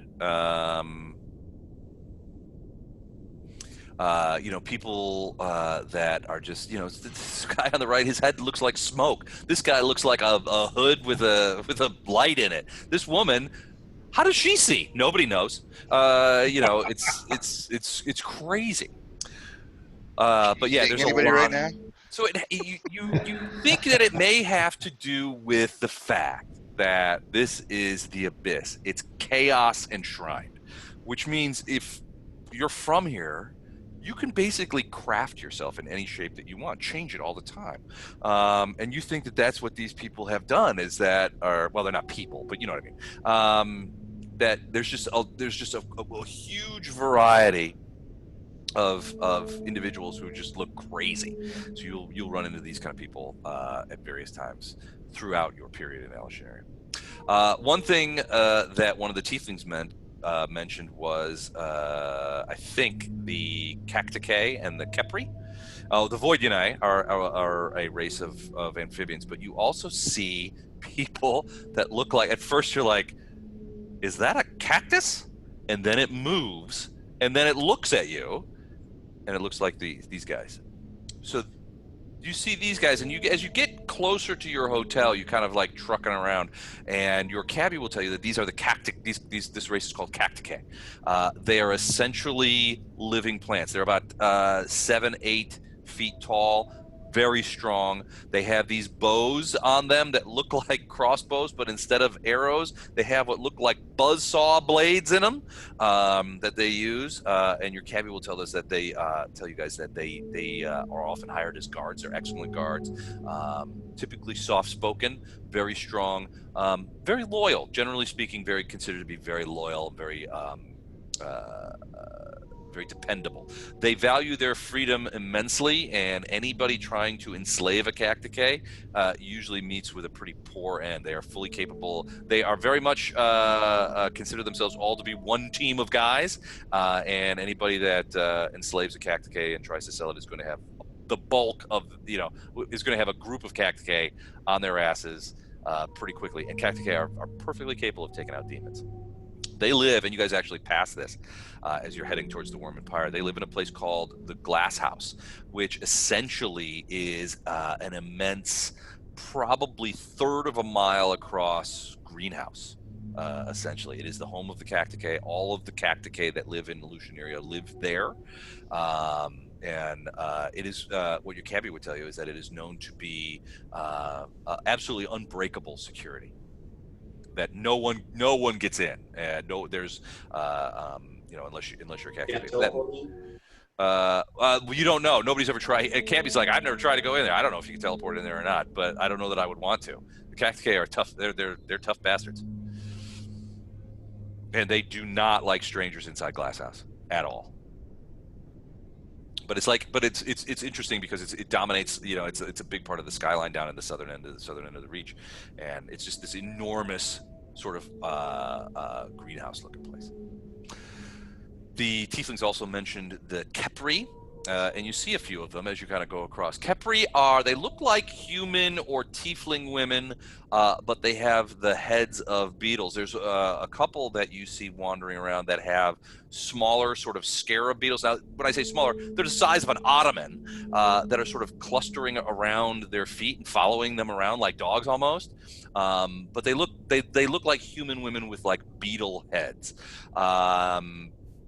The cabbie will tell you that the Kepri that you see are all female. The males are those beetle guys, and they're essentially non-intelligent. But the Kepri females are very intelligent, and they are great artists. They don't speak, but they talk. When they talk to each other, it's mostly pheromonal. When they talk to people that are not Kepri, they have a very complicated sign language that a lot of people who do business with them use. They're silent because they don't. It doesn't look like they have any mouth parts. No way to talk at all. And Cabby confirms that. But you see a fair amount of them wandering around. And then you just see a bunch of like random demon types. I mean, there's this guy with a battle axe. He's going one place. This guy with his weirdo hair and goatee, sort of bows to the cabbie as he passes. There's just a lot of random people sort of wandering about. And they look of all kinds of different looks of crazy places. You guys pass by a little bar from the outside, and you can see. I love this picture. I just thought it was really cool, so I had to throw it in here. But this guy, it looks like a prime. He's sitting there, and then there's all these demons and stuff, all talking and things like that. The prime guy is the most dangerous guy in the bar. Yeah, exactly. It's like that part in Men in Black where he shoots the little girl with the books. Yeah. Those books are way too advanced for her. Unless, Yeah. that is clearly Kevin. That's Kevin. That's Kevin from Kevin's Catch. Yeah. Yep, it might be. So I found this as I was going through for images for this PowerPoint. I saw this image and I was like, that is a kick-ass image, and I love it. So I kept it, and I'm using it here. Your search history must be amazing. So pretty soon you see in the distance, and Cabby leans down and he's like, kind of knocks on the thing, and you just walk it, kind of rolling by and see this thing, and you hear a knock on the thing, and he says, "We're almost there." And so everybody kind of peeks out, and you see this place in the distance. It's tall, probably 4 or 5 stories, connected to a couple of places. You're not sure. It doesn't look like it's connected to a train station, but that pillar on top looks like it's possible for an airship or a whale ship to connect. Yeah, I mean, a sky whale could connect there. Other flying areas, that kind of thing. And Cabby will, sort of bring you around and say, "This is the Worm and Fire. Ask for Belisarius. He is the owner and proprietor." It wasn't Belisarius, the guy we dealt with on the in the Outer Plains when he was our hotel freet or whatever. Well, if you'll recall, there was a huge civil war in Tuneroth, so it could be that Belisarius came here to make a. But that's not. That's a name that sounds familiar, right? It is, yeah. It was the guy who ran he ran the inn for primes on Tuneroth up to several months ago. So. Not just a pretty face. I occasionally remember things. All right. He lets you go. So you pay him, and he's like, "This is the spot." Oh, I do want to ask you, if we want to summon another cab, what's the best way to do it? Does it just appear, or do I gotta have a psychic message to you? Or? He reaches into his like his cloak or jerkin or whatever he's wearing, and he pulls out a little piece of parchment and hands it to you, and it has like a little rune on it, and he says. If you want to get a hold of me, if you need to go somewhere, that's my card. Just do read magic over that that QR code there, and it'll tell you the words to say, and that'll notify me I'll come by. QR code. Those are demonic. I totally believe that. Essentially, it's just like a little rune. He says, "Do read magic. It'll it'll tell you what to say, and then that will summon me." We'll absolutely keep that in our pocket because when we get in trouble, we're like, cabby. Okay. All right. All right. So get our bags and go check in. Okay. So once you go in, you see some varied sights, and I've got several. I've got a couple of slides of this. So first thing first, you see in the very front is one of the hotel bars. This one is open to the general public, but you see a very prominent sign written in several languages that says "No demons allowed" by order of the management. So you go in, and you can see. You go into the first hotel bar, the one that's open to. Thing. You see there's a Voydenai sitting in a tub, and he's serving up drinks. So he's Nice. Kind of pulling beers and that kind of I'm stuff. already liking this place. So he's like, "Hello, boys, come on in." And he points over to some tables over there in the bar. Waitress will be with you in a moment. I hope there's the Cantina Star Wars band playing over there. There is a weird little band that's playing. So you can All see here, these guys are playing a combination of flute music and magic sort of in the corner. It's not loud enough to interrupt people. There's several people that look kind of human. But again, they have those same sort of odd characteristics that some of the people you saw on the street. The sign very plainly said no demons, so you're not sure. You don't think that they're demons, but there is one thing that may lead you to the idea that maybe they're not 100% human. As you look on their table, you see what they're drinking. It's Malort that they got from Chicago. So you can see it's widely known to be the worst drink ever, and they seem to be enjoying it. So It is. potentially not human, although they look humans. So they are drinking. That I see picture was somebody- not captured from the internet. That was taken at his house. That was taken at my house. So if I see somebody drinking Malort, immediately, accuse them of being demons. Okay. Do you guys know about Malort? I don't know anything about it. All right, hold on. The name alone sounds awful. So Jepson's Malort is manufactured by this distillery in Chicago, Carl Jepson and Company, Chicago, Illinois. So this is it. You see how much we've drank of it. So it's widely known. If you Google this on the internet, what it says on the back has the aroma and full-bodied flavor of an unusual botanical. Its bitter taste is savored by two-fisted drinkers. That's what it says. That's the marketing. That to hold the other hand steady as you try to get That's all to it your says. lips? Yeah. So it's widely known on the One hand internet is pushing it away, actually. No. So the reason we bought it is because it's widely known as being like the worst tasting shot of all time. And so I saw it in the liquor store. I was like, I gotta have it. So we bought it. It's like $15 for the whole bottle. And I think it was me, Don, and Doug. I think decided to do a shot of it one night. Alex had a little bit. And Alex had a little. Okay, so yeah, it's terrible. It's not good. So you use it as like a punitive thing in your games now? They come in That's like, right. like, Well, when we start more playing word out of strange, you. when we start playing strange aeons, if you do something stupid and there's that that feeling of the presence of the abyssal creatures, that I'm gonna have people take shots more. So It was. it's terrible. It was still sold during Prohibition because of its medicinal properties. Yeah. And I think the government said it's so bad, people aren't going to buy it to drink. Nobody would buy it. Yeah, nobody would drink this. I believe Carl Jepson. I think he's like Norwegian. So everybody knows that Scandinavia comes up with the worst possible drinks. That's because everything is made with fish, right? Yeah, I don't know what this is made with, but it does indeed suck. So you're curious that these people may not be 100% human because they are drinking Malort and seeming to enjoy it. So something definitely wrong there. Yeah. Okay. Other scenes from inside. There's a lot of humans, demi-humans, stuff like that. It's actually kind of crowded. It's very brightly lit. You can count as you go in. You count no less than 4 large fireplaces stoked with logs. It's quite warm in here as well.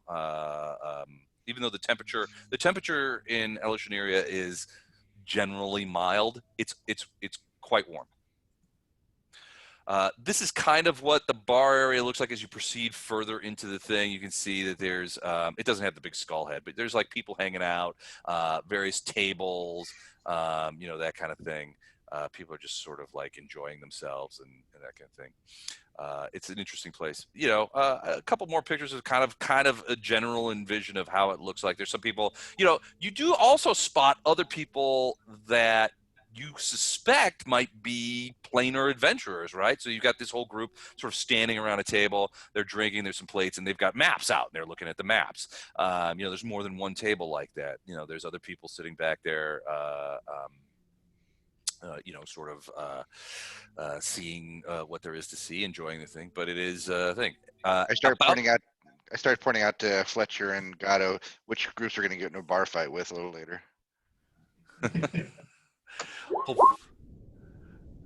Okay, so suddenly, Ilindar, your head kind of whips around as Gatto begins speaking in Undercommon and orders an absentia from the barman. So basically, the barman is like, the waitress will take care of it. Waitress will take care of it, buddy.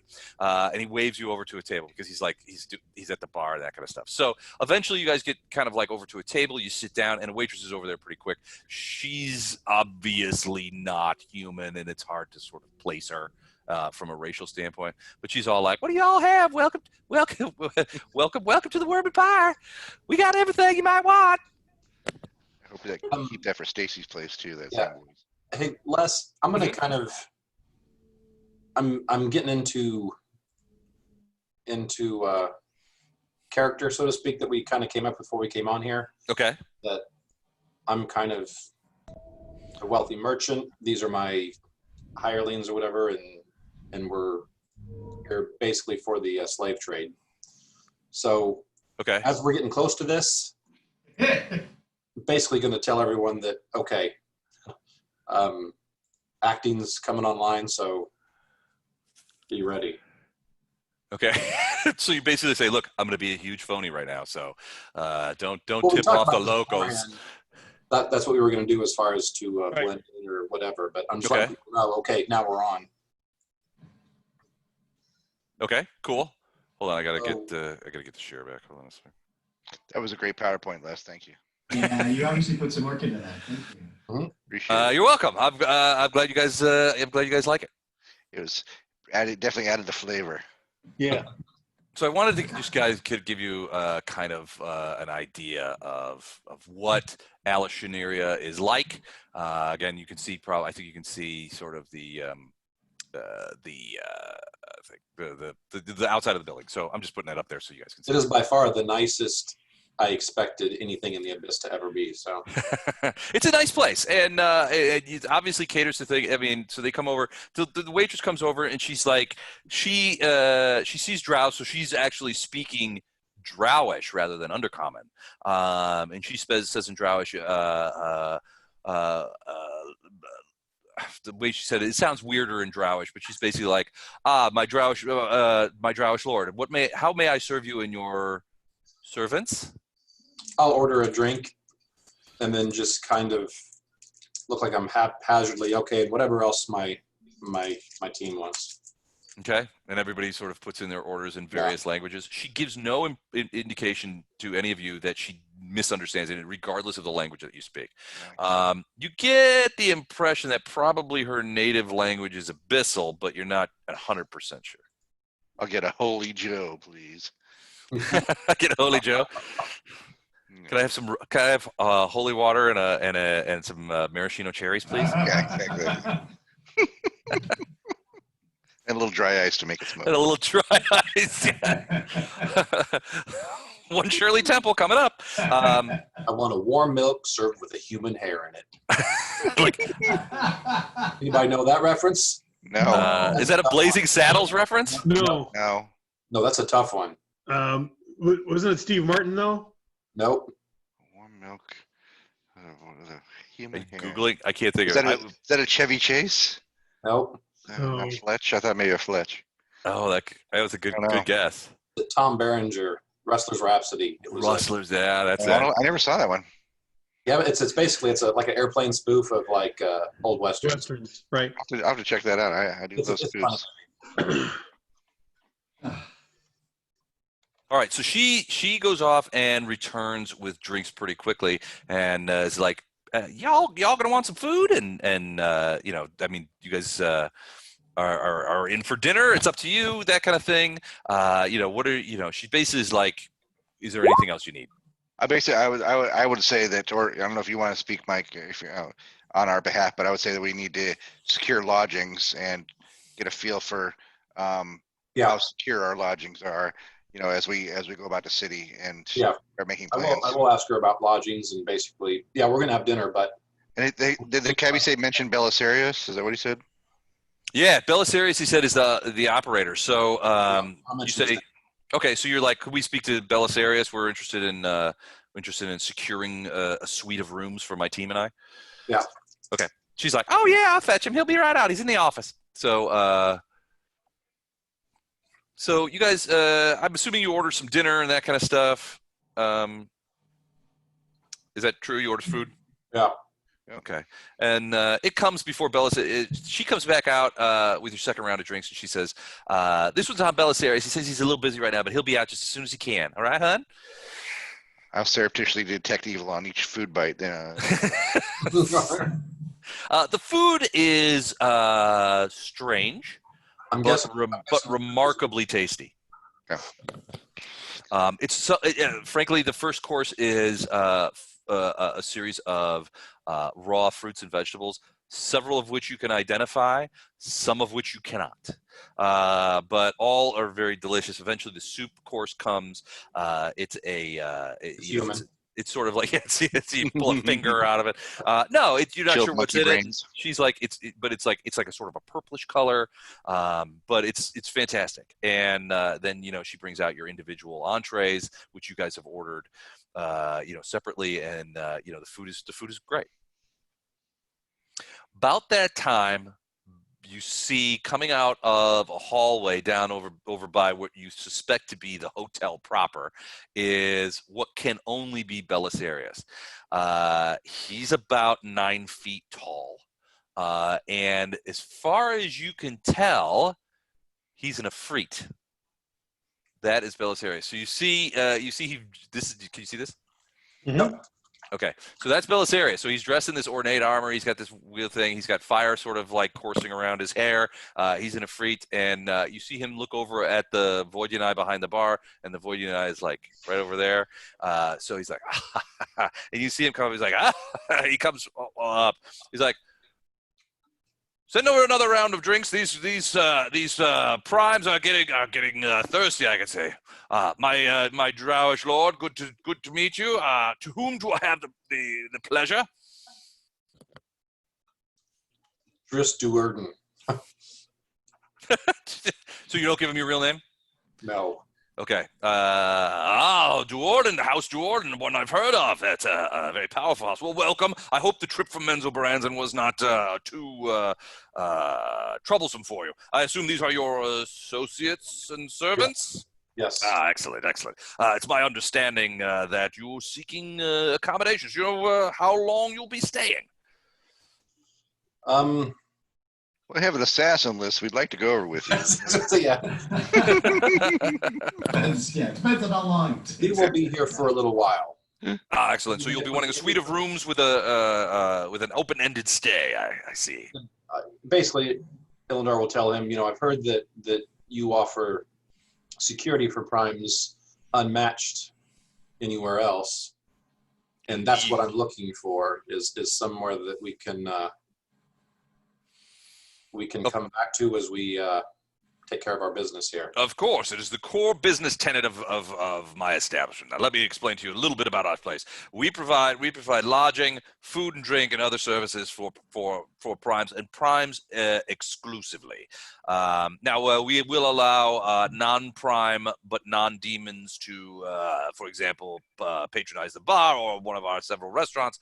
However, when it comes to lodging, we pride ourselves that no demons or other or extraplanar creatures are allowed to stay in our thing. We also We also provide significant security. As you can see from the building, the restaurants and bar area is separate from the lodging area. I have instituted several magical defenses to keep polymorph demons and other disreputable types from even entering the area.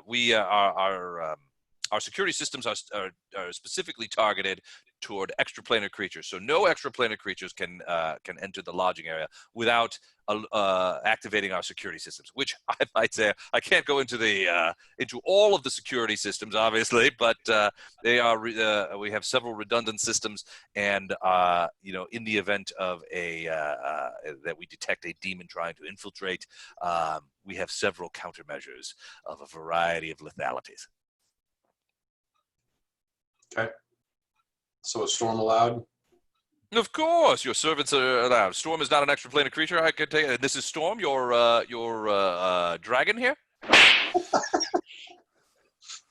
And he is confused whenever he says dragon, that it reaches over like across the table to the other drow and slaps the caravan dog. He's seen enough people from the prime material plane to know that their ways are a mystery to him. Yeah. Can I detect evil on him? Sure. All right. I will be like, all right. So he is not evil. I didn't think so. Yes, he is. Right. Yes, he is. I don't think Afridi's are technically evil. I don't know if Afridi's are, but this one isn't. Yeah. I thought Afridi's were not evil. I thought they were mischievous. I'm looking them up. Afridi's as a race are lawful evil. Oh, I take that back. But he is not. He is not evil. He does not radiate evil. Interesting. And he looks over. He's like, "Good sir, I see you are a follower of Iomade, and I am aware of what you've just done. Let me assure you that I am atypical of my race. You are no danger from me." Well, some of my party members say I am too, but we're all strange here. Yeah. All right. Well, I will be. I would be happy to shake his hand or grasp his forearm. Am I going to get burned if I grasp him? A little, yeah. He's. I can lay on hands afterwards. You can see that he's sort of like drawing it back a little bit, but because he doesn't want to burn you. But yeah, it's uncomfortably hot. I'll do a manly paladin, forearm grasp, whatever. Well met. And then I'll lightly heal myself afterwards. So he sits down and the drinks come and he says, "Look, so I have to be honest with you. I'm a bit intrigued at the composition of your servants, Mr. Duarden. Obviously, this man here is a paladin of some note. Otherwise, he wouldn't be traveling the plains. I see also that you have a priest, and unless I miss my guess, that little wooden symbol that he's attempting to tuck under his leather armor is the symbol of Erastil, another good deity. It's rare that I see this level of diversity among my guests. I find the good of the religious type can heal me and keep me alive better than those of the other persuasion. I see a bit of a combat medic. That explains the prodigious weapon that he seems to be bearing on his hip. Mm-hmm. I can't have my healers dying, so. I understand completely. Dying healers is what drove me to the hotel business. Now then.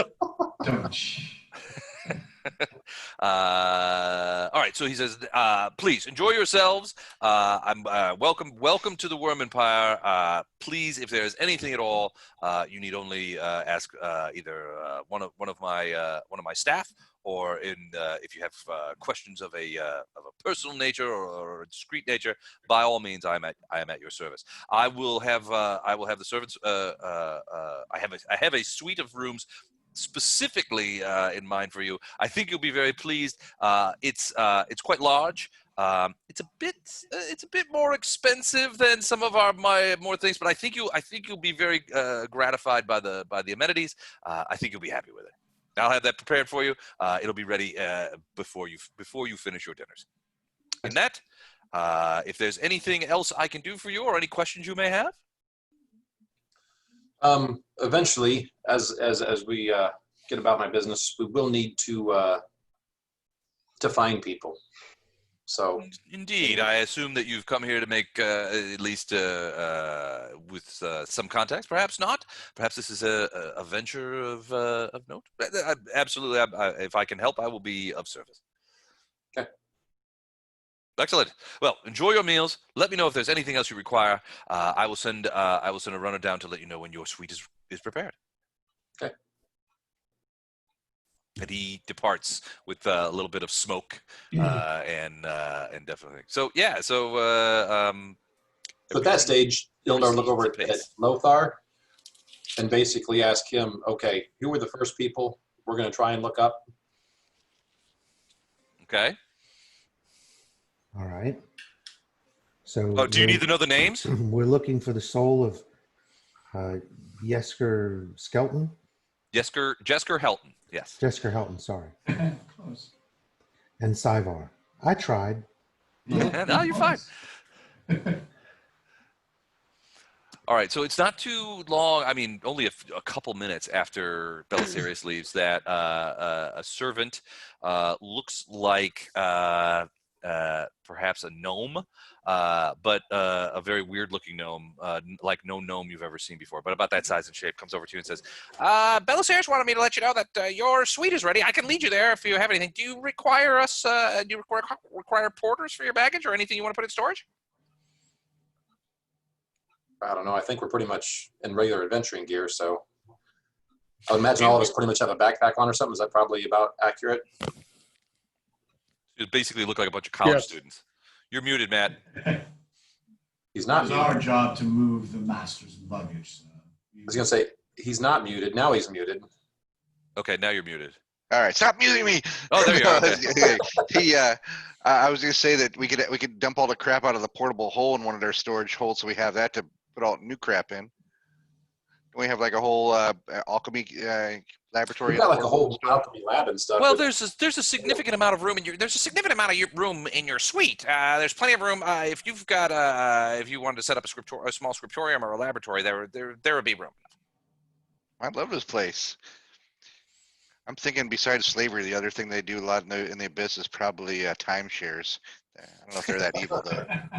Well, that's how you get free dinners. You have to sit through the 2.5-hour program. Only it's done by demons.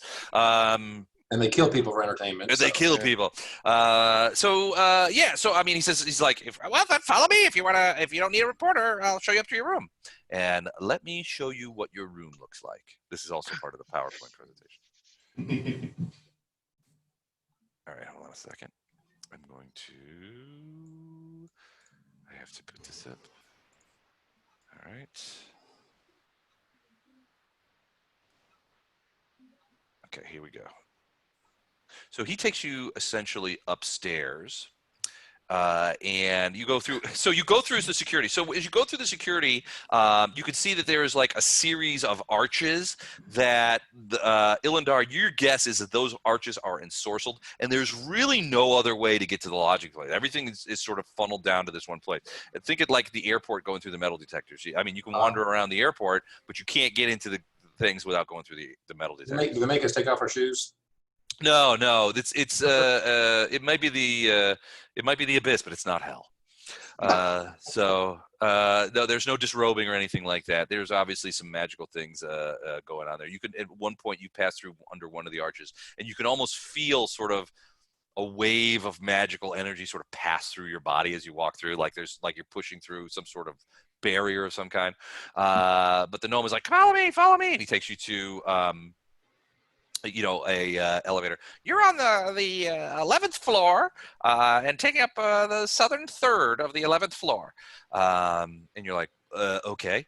And so you get into what looks suspiciously like an elevator, but as you look up, it's sort of like Willy Wonka shaped elevator. And at the top, you can see like these sort of, well, there's a creature sort of attached to the top. It's kind of wispy. It's not an air elemental, although it's a little bit reminiscent of that.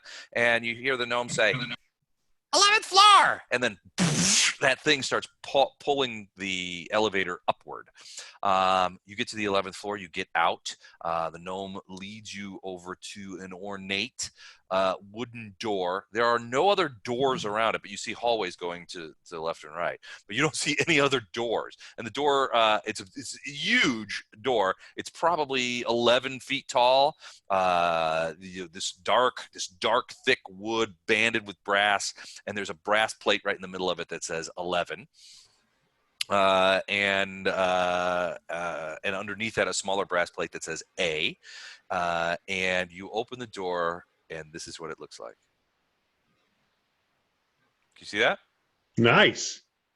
So yeah, there's what you're looking onto is sold the slaves because we're you're looking at a huge sitting room. Never going back to the plane. Say, we're going to live here from now on. Yeah. There's a fire already going in the fireplace, that big mantle over there. The gnome said, "I'll have your drinks brought up, additional drinks brought up from the bar. They'll be here in a little while." There's essentially a series of individual bedrooms along either of these walls. There's little doorways, and you can see that there's bedrooms and that kind of stuff. But you have this big sitting room. Behind, on the other side of the fireplace, is another large room, which is more of a conference room or something like that. There's a couple of big tables, that kind of stuff. And basically, it's just essentially it's a long sitting room with a fireplace, and then behind the fireplace on either side you can get there, and there's like a workroom back there, and then along the sitting room are multiple doors that lead into bedroom suites, essentially. Any defenses we need to set up spell-wise to keep from being scryed or whatever while we're here? Do we even have that ability? I don't know of any. Probably an arcane thing, but I don't know.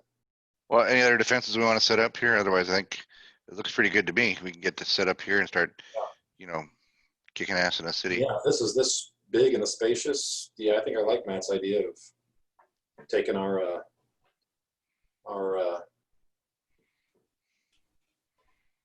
allegiance, our allegiance, and our lab out and set it up. Yeah, yeah. That way we've got a huge head back then.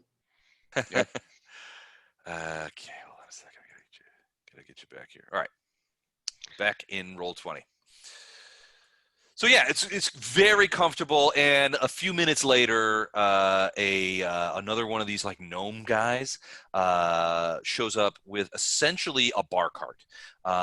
You can see that there's ice. In fact, there's a couple of different kinds of ice. One of which is like rose colored, another which is like a dark purple. All of them are round with like no bubbles in them. They're perfect. There's bottles, mixers, an array of what look to be sort of fruits and nuts, and maybe some abyssal cheeses, which, frankly, abyssal cheese. It's the first one's Fromunda. It says it right on it. It's Fromunda, right? Yeah, of course. Yeah. So yeah, so they're like, if you could sign, and he has like a little book. If somebody could, sir, he basically goes to Illendar and says, "Mr. Jordan, if you would be so happy as to sign." Yeah. I'm looking around for prices. Do they have any prices? No prices at all on there. Okay, I'll sign it. If you had to ask, we're probably going to get thrown out, right? Thank you, sir. And he's sort of standing there. I give him 10 gold pieces. Whoa! All right. He says, "Thank you, sir. If there's anything you need," and he too pulls out one of those little cards with the demonic QR code on it, and he says, "My name is Felipe. If you need anything at all, you let me know. Okay, Mr. Jordan, anything you need." You just made a friend there, Mr. And he's Jordan. bowing and scraping, and he's like, "Hoo-hoo!" You can hear him, like "hoo-hoo" as the door closes. You can hear him on the other side. I learned that from a friend of mine who's like an amazingly stupid, huge tipper. Okay. Like anytime you go somewhere, the first one needs to be like super high, like higher than anyone will ever do. The second one just needs to be large. And then after you do those two, it doesn't matter what you tip from that point forward. You're going to have such a reputation that everyone's going to be falling all over themselves to do that. So. Yep. Unless they're Ukrainian bartenders, then that never works. Right. Yeah. Yeah. You could tip them gold ingots, and they'll be like, "Whatever." American. American Bourgeois. scum. bourgeois American scum with their gold ingots. Back in my place, back in the Ukraine, all we had was potatoes to tip with each other. And we were glad of it. Your absinthe and champagne and gold ingots mean nothing to me.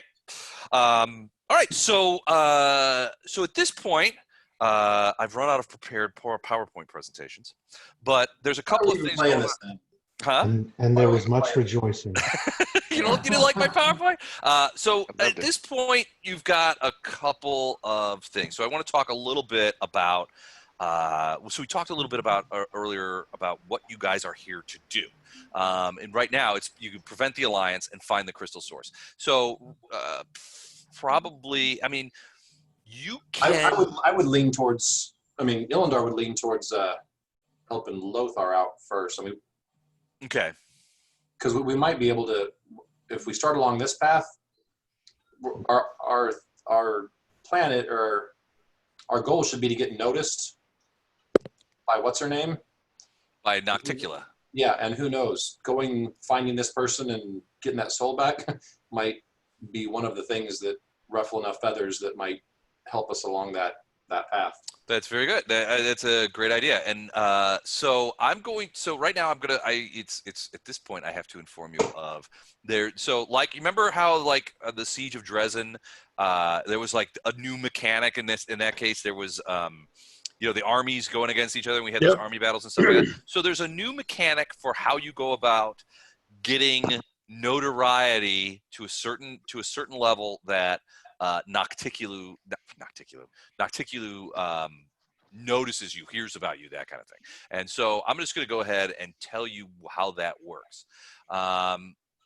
So I'm just going to read you a little bit of flavor text, and then we'll talk about how it works. So attracting Nocticula's attention. Nocticula is a powerful demigod, but she is not omniscient.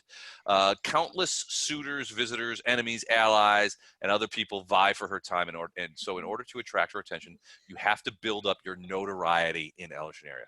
This is tracked by a notoriety score shared by the entire party.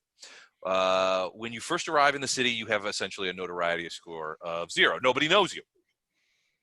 As you explore the city and take various actions, that score can increase. Basically, you guys probably figure out that by the looks you've gotten on the street and that kind of stuff. In fact, even Belisarius brought it up. I mean, you've got good people with you that are obviously good. That's uncommon for this city, especially a city devoted. It may be a free city and non-demons are welcomed, but its leading commercial effort is slavery. So Very noteworthy. yeah, it's noteworthy. So I mean, you figure, and you'd probably be right that if you just picked a few fights, that were public and sort of said, oh, this paladin guy and his drow friends decided to kick a few demons' ass in the Plaza of the Moon, that would certainly get people's attention, and it would earn you notoriety points. What I will tell you as your DM is that it's a fairly low level of points, and there's a limit to how many you can do. So fomenting a full-on slave rebellion, is that going to give us the points we need? That would certainly get someone's attention, sure. So there are several example ways that I can talk to you about here. So, which they have a helpful chart here called "Opportunities for Notoriety," which frankly would be a great band name, I think. So opportunities for notoriety. So the first one they say is show your true colors. Openly displaying affiliation with lawful and good deities and organizations can slowly increase your notoriety score. Which we're doing that. But it also increases the number of conflicts that you're likely to have with locals. And there's a limit. Get into fights. We talked about picking fights with demons and other denizens of the city can also increase the PC's notoriety, but also slowly, provided the fights are public and memorable. Winning a fight in a public area can increase your notoriety score, but that notoriety score goes up if, for example, you use something called performance combat, which is in the Ultimate Combat Guide, to make the observing crowd friendly to you, or even more so if you make the crowd helpful to you. Performance combat, is that like a... Get him up here. Are you not entertained? Sort of. Yeah, exactly. I think so. Yeah. So I'm gonna just Google that real quick. Mud had some feats for flourishes and stuff like that. So Yeah. So performance combat. So the following rules. Here we go. So the following rules. Not every fight. So here's the flavor. Not every fight is for survival. Combatants sometimes find themselves in contests where the crowd's reaction is at least as important as the outcome of the fight itself. Whether a bar brawl with the goal of rousing the local populace, or against a band of bullies, or a sun-drenched, bloody gladiatorial contest where life and death actually hinge on the favor of the crowd. Performance combats are fights where showmanship and flair can be more important than ruthless fighting efficiency. Following rules. Okay, so you can have knockout bouts, stage combats to a number of wounds, crowd attitudes. While combatants do the actual fighting, the crowd remains an active participant. The audience can bolster or demoralize competitors with their enthusiasm or scorn for what they see on the battlefield. The crowd's attitude is similar to an NPC's character attitude when characters use diplomacy. The DC of performance combat checks to improve crowd reaction is tied to the crowd's starting or current attitude. Each time the combatants do something spectacular on the battlefield, they have an opportunity to parlay that success into a better crowd reaction. But missteps, like fumbles, can also create contempt among the crowd. During performance combat, it is important for the GM to keep track of the crowd's attitude. Given that a crowd is filled with many people shouting, clapping, booing, hissing, or otherwise showing their pleasure or displeasure, the exact crowd reaction changes from moment to moment based on events in the battlefield. But groups of combatants always have a reasonable idea of what the crowd thinks of their performance at any one time. Hope you have those crowd songs handy. That's when the time comes. Oh, I will. So The here cheering is, and the booing. So I'll have to do that. I'll have to do that. Let me see what I have. So here's a link to the rules if you guys want to take a look at them yourselves. Thank you very much. Let's see. And, I let's just see. realized that Brina is pretty much useless, being a xenophobe and not very social. She's not going to be doing any performing. So if you guys fumble, you might hear this from the crowd. Hold on. So that might work as a You might hear that from one of us.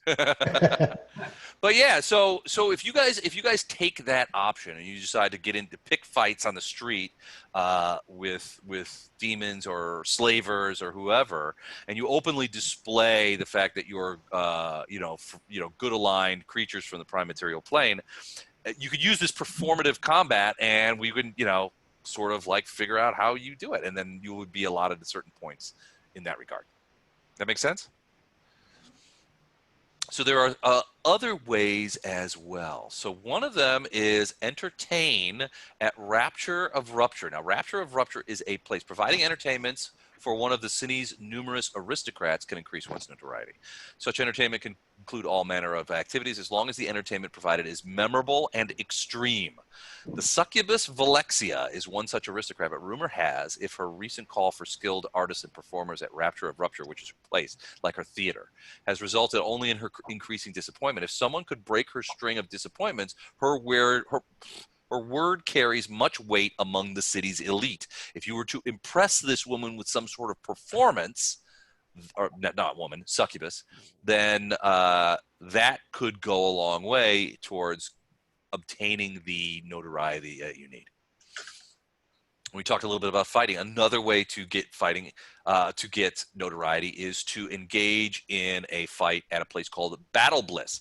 Surviving a key battle in one of the city's numerous fighting arenas can result in a large boost to the PC's notoriety score. In particular, there is a four-armed incubus named Gelderfang who has become quite well known in an arena known as Battle Bliss. Defeating him would be a major step toward gaining notoriety.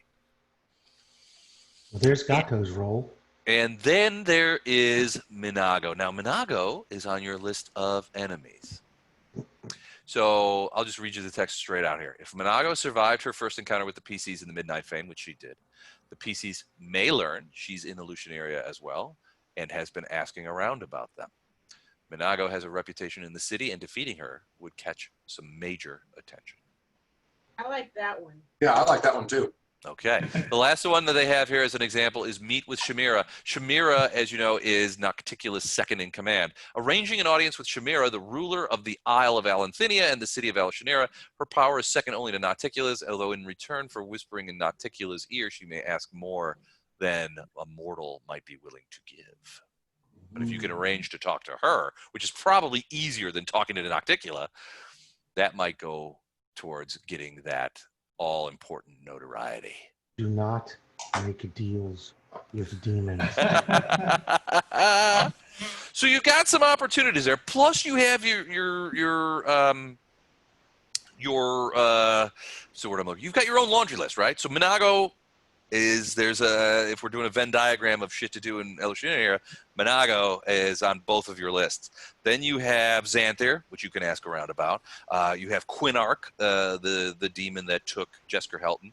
And you also have Syvar, who was probably sold by Minago into Alushinyrra. So because you found evidence that he had been sent here in that cage that was in the refinery. Mhm.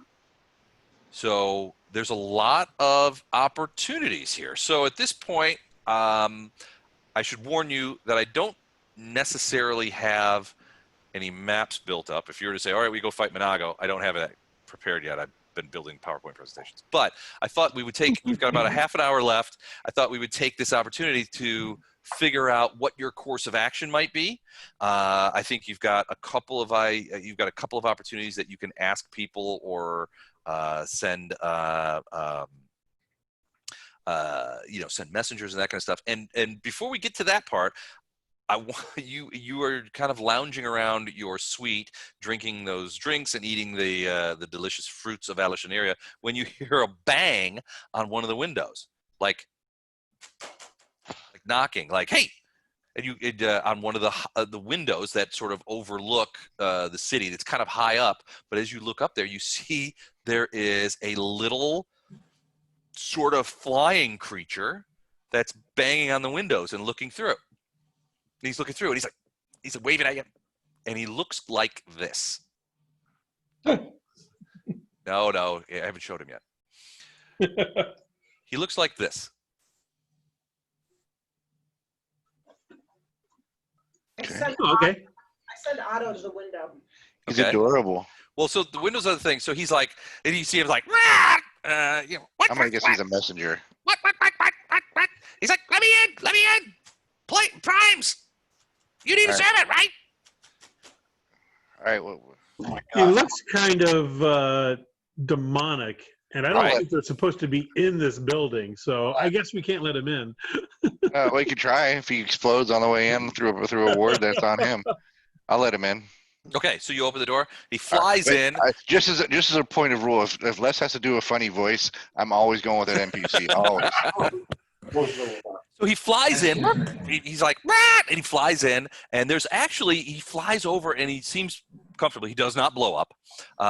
He seems plenty comfortable inside the room, and he flies over. You didn't even notice this because there's so much furniture and shit in here, but there's like a little perch over on the other side of the room, which he kind of goes over there and sort of like lands on. And you see him sort of like looking at you. He goes, my name's Yardley.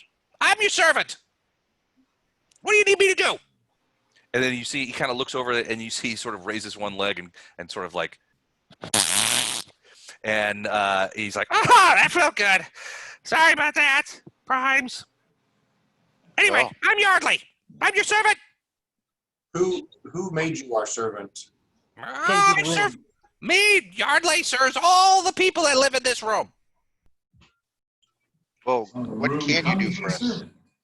I can do many things. I can take messages. I can find things. I can go to the shops and buy things for you. I can ask around about things, and I can do all kinds of things. You name it, Yardley can do it.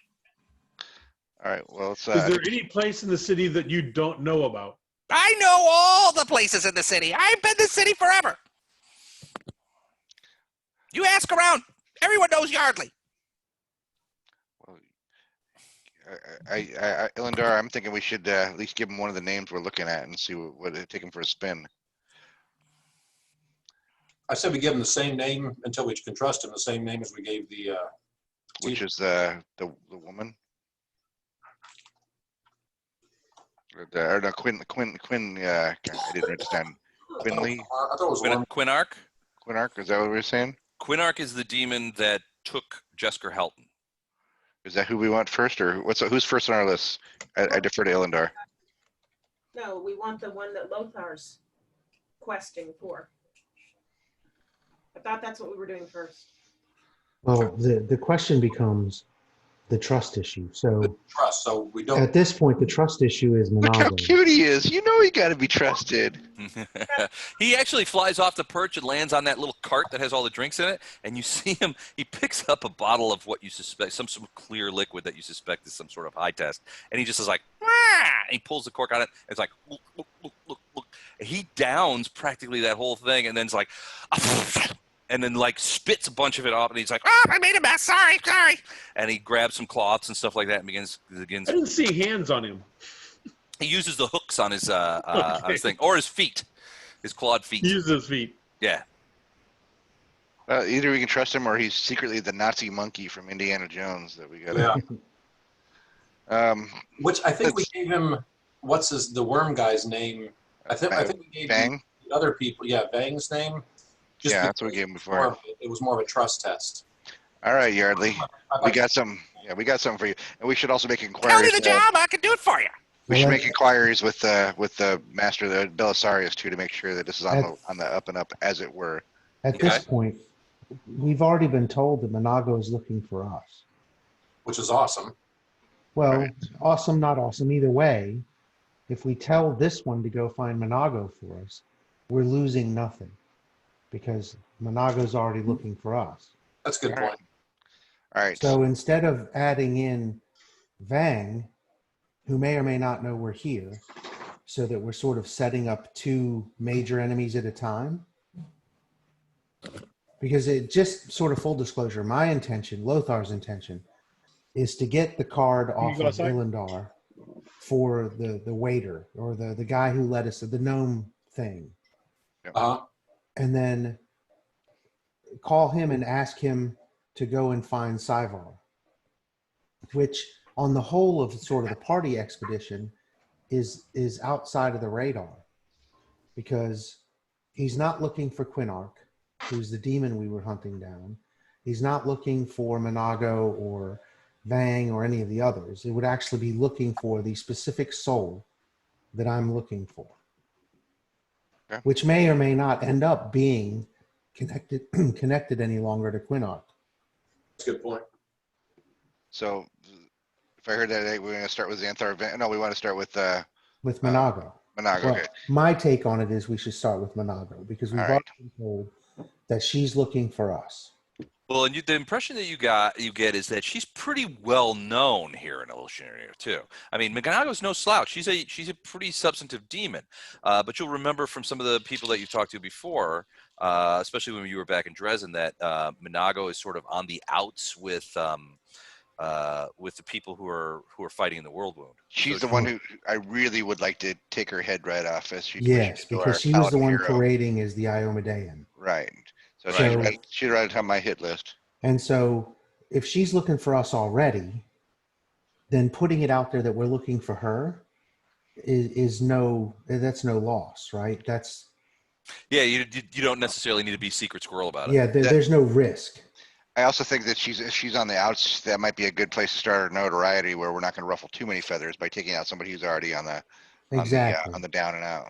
And so that was sort of party goal, was use Monago's name as the one that we want to sort of present, because there's no downside to that. Yep.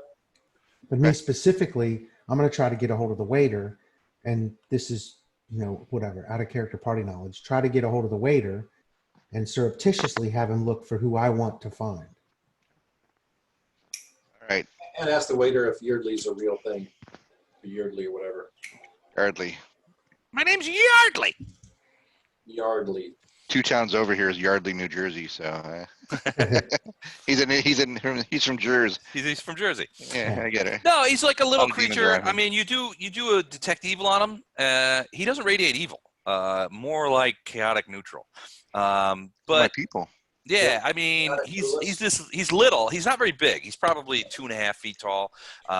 He flies in. There does seem to be, I mean, that sort of perch that he originally flew to and sat on, seems to be there for that, unless, I mean, it wasn't, I mean, there's nothing else that was perched on. It's just essentially a big wooden T that's just sitting in the thing. I mean, it's well made, but there are scratches on it, so he's obviously used it before.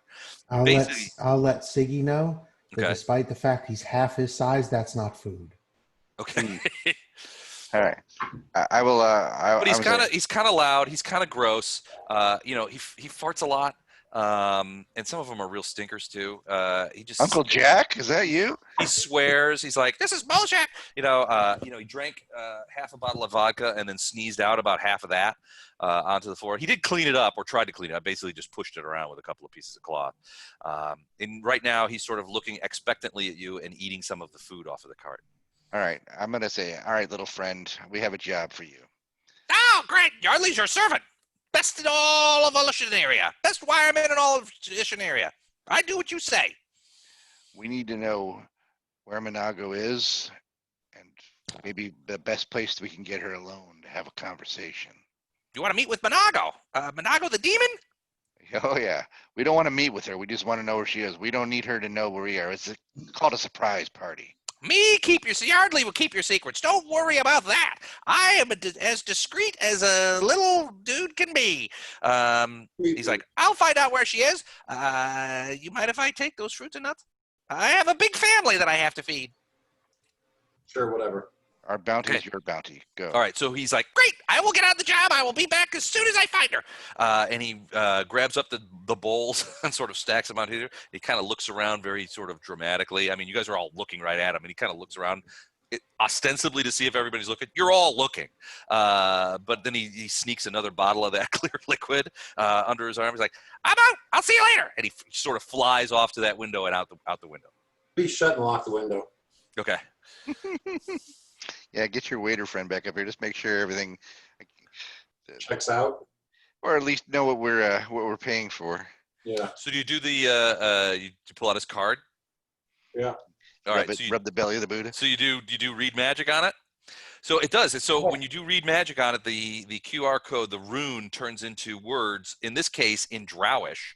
And you suspect that those words are the nature of the magic is that does whatever your original language is. You speak Drowish, right?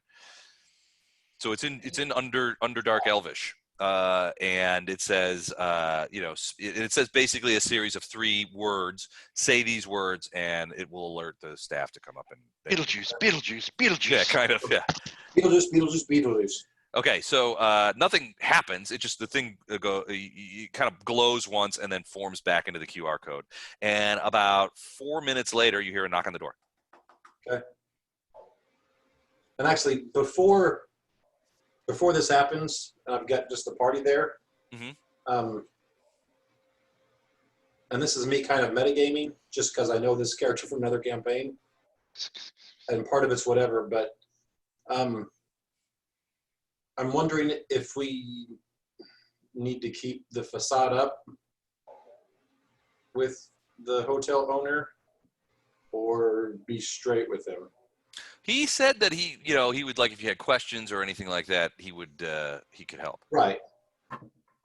Like I said, part of this is master trying plan. to walk a fine line between metagaming and just. I think trust is earned, right? We So don't have to you're- tell him everything until we have to tell him. But you're thinking you should still pose as the face of the organization? Right. At some point when we trust Hey, buddy. this, the owner, what's his name? Oh my gosh, I forgot his name already. Belisarius? Belisarius. Belisarius. When we trust him, I think we can drop the whole thing, use real names, and let him know what's going on. But at this stage, I think we keep up the facade until such point where we, I guess, think that we do have that trust. It's probably best to keep up the facade anyway. He Even may not necessarily be evil. He might run the Prime Hotel here, but this is still the Abyss. Right. Okay. All right. So if you're going to call up the lackey and ask him about Yardley, and Yeah, make sure that's on the up and up. Performance we have, as up here is when I'd be talking to you guys. Okay, what? Yeah, so I want to know, I want to have him go, since he said he could find people, whatever. I want him to find a prime soul that is possibly in capture down here. Okay. And I'll give you the name. Okay. So he knocks on the door and he comes in and it's Felipe, the gnome-like creature, and he's like, he seems pretty anxious. He's like, how can I help you? Yeah, I say, I've got a first task for you. This is a tough task, but I'll pay you well if you can come through for us. I'm sure, absolutely, Mr. Dwarden. What can I do for you? So we're looking for, one of the things we need is there's a soul from one of the from a prime that we've come to think is somewhere in this city. If he came here, so that's a little tougher. If he came here as a soul, it probably would have been. Was he brought here by a demon for some reason? Yeah. So they would have come here. They probably would have. That demon probably would have. He probably would have put him into a body at the very least to so that he could get around on his own accord. But most of the time, what happens is that people will if the demon's captured a couple of souls, they'll bring them back here. They'll embody them, and then they'll go ahead and sell them into slavery. If that's what your man did, he might still be here, but he might not still be on the island. Okay, how would we go about finding this individual? Oh, goodness gracious! There's probably 1.5 million, maybe more slaves on this island. It's a big task. What I can do is, well, if you wanted to find him, I mean. Frankly, you might be better off looking for the source and see if you are in a position where you can interrogate that demon. It might be a better way. Do you think he kept his same name? What's that? The demon? No, the demon or the I'm assuming a prime, yeah. Yeah, I wouldn't think he would have a reason to change his name. Well, so there are certain instances. They down in the flesh markets they sell a lot of slaves, and in a lot of cases they keep pretty good records. That might be a place to start, is trying to get some of the records of the sales records of the slaves. If you have a pretty good idea that this guy sold him, you might be able to find out who the buyer was, and that might put you on the trail. Is that something you find out for me? I can take a look. You got a name for me? I'm going to try to have a quick aside with Ilendar. Okay. Ask him how often they sell priests of Erastil. Okay. He whispers to me, and then I'll ask him. Priests of Erastil.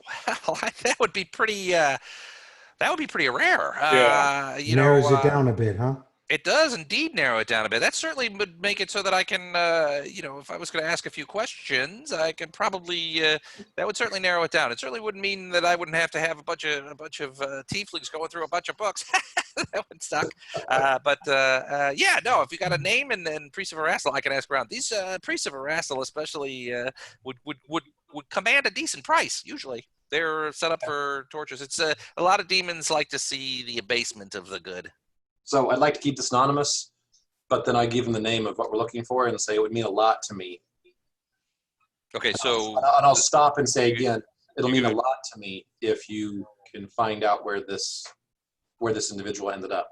I understand completely. I might need to grease a few palms. May I draw on your account here at the hotel for expenses? I promise it won't go. I'll be as circumspect as possible. Okay, I need to know ballpark. Tell you what, if you let downstairs know that you've allotted me 50 gold pieces on your account, I won't use that much. I'll try to use it. If I run up having to do bribes or anything else that exceeds that, I'll come up and see you. Okay, that'll work. Okay. Done. Excellent. Wait, don't forget to ask about our little flying friend. Good So call. the name is Jesker Helton, right? And he's a priest of Erastil? Yep. Okay, I will look into it. And last thing, I lean over and point at the bird stand thing in the room. Okay. And I say, the fireman stand. Oh, Yardley didn't visit you, did he? yeah. Oh, jeez. What's up with them? Well, the wiremen, well, they're rude and they like to steal, but they're good natured stuff. Many of the guests like to they find them amusing and they use them for petty servants. They're not very smart and they're a bit crude, but they are generally speaking dependable. If you send them on an errand or something like that, they'll generally get it done. Okay. So it's a real thing. So, all right. Yeah, there are wiremen. The wiremen. There's some pretty big wireman nests just down to the east of here. They tend to hang out in abundant buildings, and they breed like absolute bunnies. He probably told you about his family, didn't he? Yeah, but I really didn't. Oh my God, he probably got 20 more wiremen back at the house. You waiting for him to show up with? Did he take any food or anything? Yeah. Oh goodness, classic wireman. Anyway, You see them after midnight. But they're generally pretty dependable, and if you were to give them money or anything, they're loyal to a fault. This Yardley is known to he frequents this particular room quite a bit to try and he does I think maybe a couple other rooms, but if he feels like he's lucked into a gravy train, he'll be back. Okay. All right. I thank him for his time. Give him 5 more gold and tell him keep me updated. Thank you, sir. I will keep you updated. Give me a couple of days, if you would. Okay. All right. And he departs. Man, this is way more efficient. I don't want to go back to Stay here and flying plane. stuff, and then Yeah, I feel like I'm in Vegas. You're like, let's go down and hit the casino. We're spending a lot more than we're making I right was now. about to say, we're putting a lot of money on a credit card right now. So one thing that you may have to worry about is you guys don't have a lot of Abyssal cash. abyssal cash. I'm going to guess that Belisarius can arrange something for a fee. Yeah, probably. If you send word down, he's like the typical fee is 8% transition fee. Sure. So if you want to transition monies, he can have that done for you. There's an 8% surcharge for his time and for his servant's time and task, but they can get you coinage. Want to do that now, or do you want to do that next week, guys? I don't want to. we'll do it when we need to, because we might be able to pick some fights and kill some people and get some money. Yeah. And use that money to pay. Right. Okay. We're going to be looting the dead in the city for a while to pay our hotel bill. Oh, very good, sir. Very good. All right. So you've got a couple of servants out there figuring things out. You've got the gnome guy looking for Jesker. You've got Yardley. Who's Yardley looking for? Oh, Minago. He's trying to find where Minago is. And then the tieflings are looking for. And the tieflings are looking for Xanther Bang. Xanther. Okay. So I'm really not putting a lot of stock in that one, but okay. Who knows? Something comes back, it comes back. So you got things going on, but there are other things that you can do to raise your notoriety. Like I said, your notoriety starts at 0. I'm not going to tell you how many points you need to obtain Nocticula's attention, but it's not 0. So are you thinking about other things that you might want to do? Lopping the heads off some named demons seems like a good way to start, but at this point, fight. I liked that one. yeah, at this point, have we rested?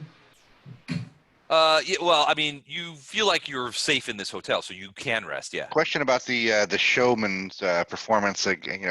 Performance combat. Performance combat. Okay. As a fighter paladin type here, I'm sure I'd be a celebrity, as it were, to be a paladin in the abyss. Oh yeah. An Iomedaean paladin are these to the death? Are these to the prize, or what are we to? They don't have to be to the death. You they can don't do have to stage. You can do knockout. You can do to the wounds. Yeah. The pain. I think it might be worthwhile to start there, because especially if there's a guy we can whack at the top of the gladiator thing, might be good to put some effort into understanding what the gladiatorial industry is like down here, and if we can make some money and or work our way up the food chain to So you're talking about that Battle Bliss guy, that Gato was going to take care of that. He's betting on the other team, I'm sure. Go over the options again. We had performance combat. There was 4 of those. openly displaying lawful good stuff. That's one. You're not doing that. Picking fights and using performance combat to sort of get the crowd organized. That's one. Now, performance combats, I got called away during part of that, so I only Okay. Sent the link. I sent the link. It's in the thing. Okay, I'll send it out in the email later too as well. So skip performance combat for right now. Yeah, basically it's sort of like using diplomacy checks during combat when you do something cool, or you try and figure out something that's going to be entertaining in the combat. Like instead of just saying I do a full attack round, you say I do like a dance and I whip up the things and then I attack them. You know, that kind of stuff. I have a high diplomacy, so I might be. Yeah, there you go. Entertain at Rapture of Rupture. This is the Succubus Valexia's theater, and the word is that she has not been finding entertainers. Fight in Battle Bliss, which is a fighting arena, and there's a four-armed incubus named Gelderfang, who's quite well known around the air. And if you were to defeat him, that would certainly get people's attention. And then Minago and Meet with Shamira is on there as well. Why do we keep moving away from having Gato fight the four-armed incubus? Gato looks like thrilled. I mean why is that not? Why do we keep walking? Why do we keep walking away from that? Wait. We said we want the crowd to be entertained. Having a dude disappear for 90% of the fight, only to go in for the backstab at the last second. I'm not sure it really gets the crowd going. And we're watching them bleed, and we're watching them bleed. That's how it would be if I did this combat. Yeah, unless I'm creeping over here and I'm sneaking up here. Well, I'm assuming most of these guys can see invisible. I'll tell you what. If Flashheart as an Iomedean paladin would take on the arena champion, that would be a draw in itself. I just need to know if I could take him before I throw that out there. Well, you get a whole lot tougher with this Might Evil thing. That is true. That is true. I'm looking at his stats right now. I'm not going to tell you what they are, but he's pretty tough. And this would be single one-on-one combat, right? Right. To the pain or to the death? I'm not sure he'd want to. It depends. I don't know. I mean, normally Fletcher's the most dangerous part of one of our party, but with you with that Smite Evil going, I'd say enlarged. You give Fletcher a run for money as far as just DPS and just yeah. Agreed. Yeah, if it's single combat, it's not Gato, it's Fletcher or someone who's doing it. It's either Fletcher or Lothar wants to see Gato do it.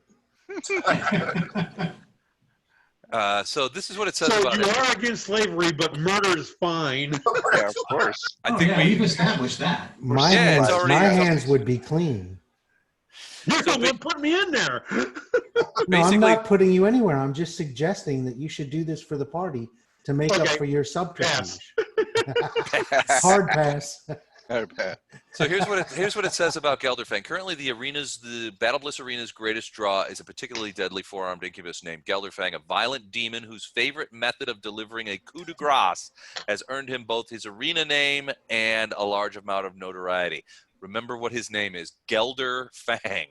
So think about what gelding and fangs are. Yeah, we don't. The paladin's not using it anyway. Let the paladin do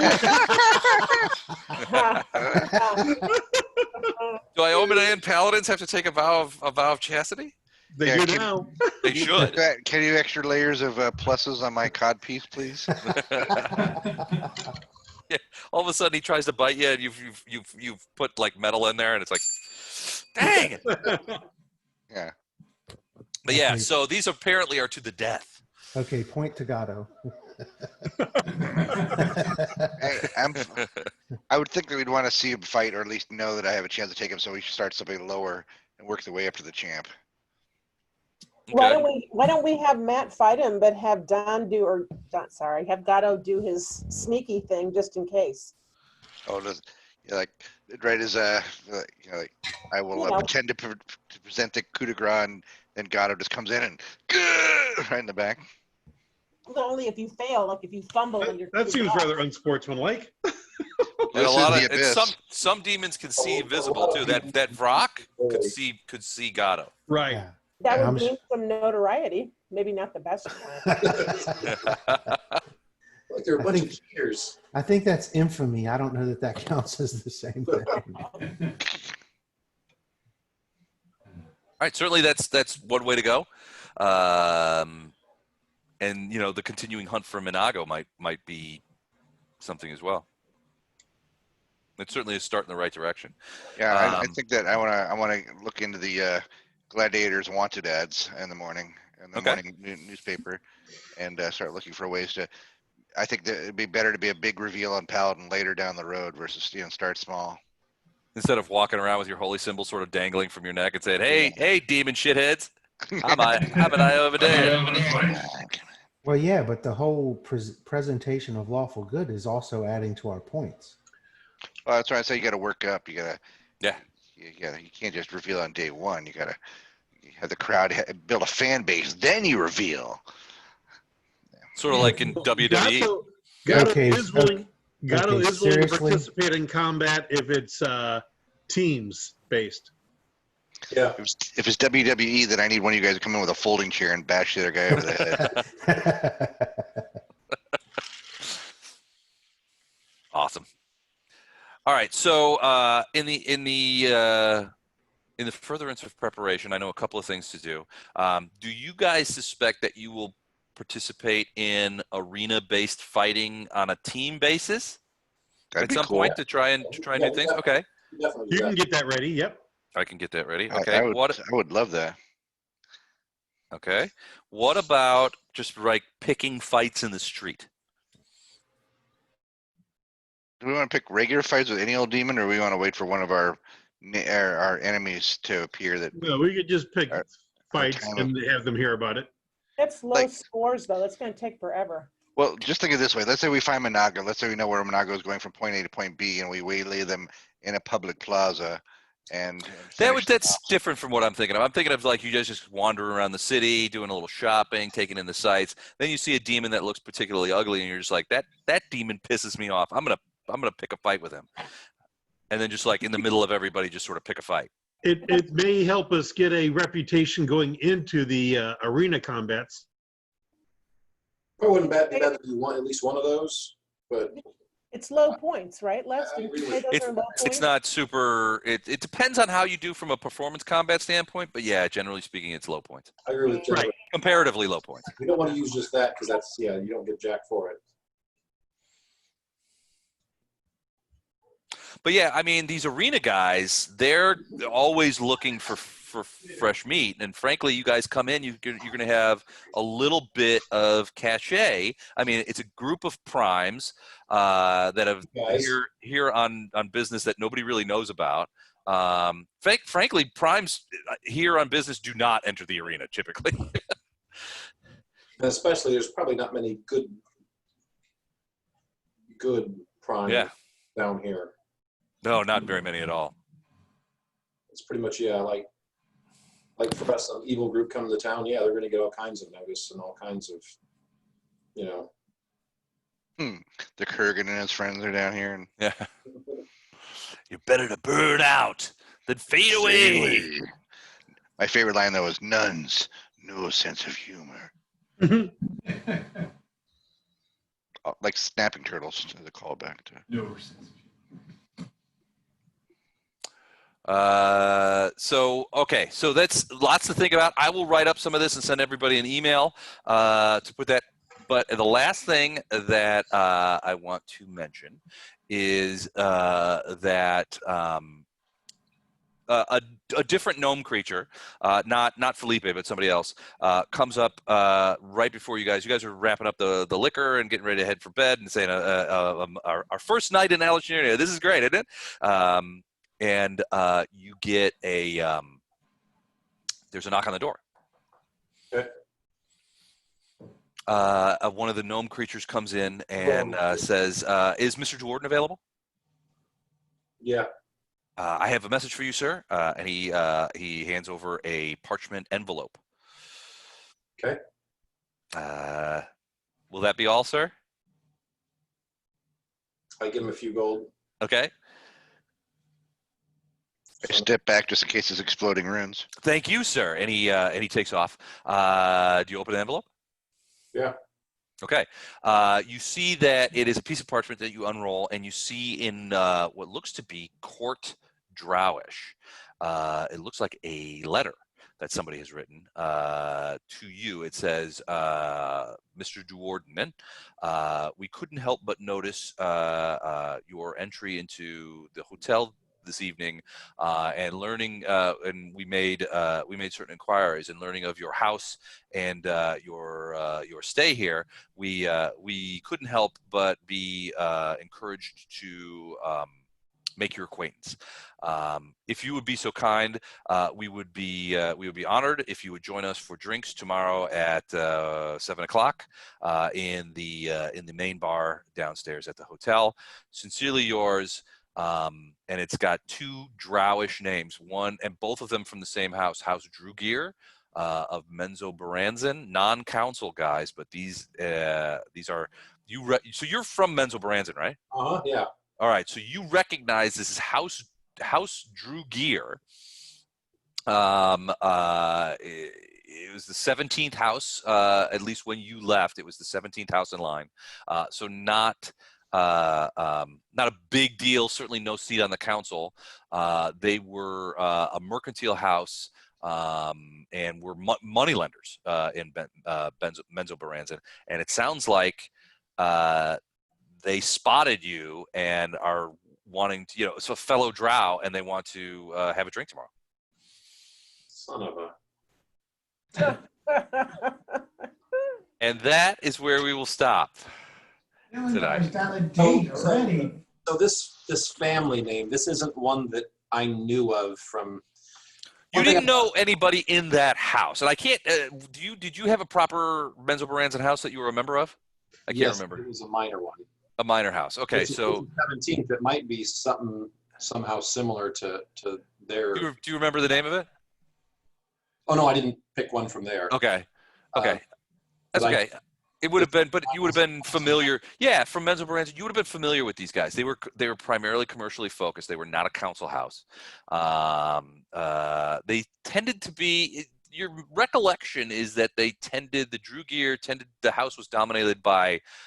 They were a little odd, but they had a lot of elderly male wizards, and they were mostly money lenders. They controlled a lot of the lending of money throughout Menzo Baranzan.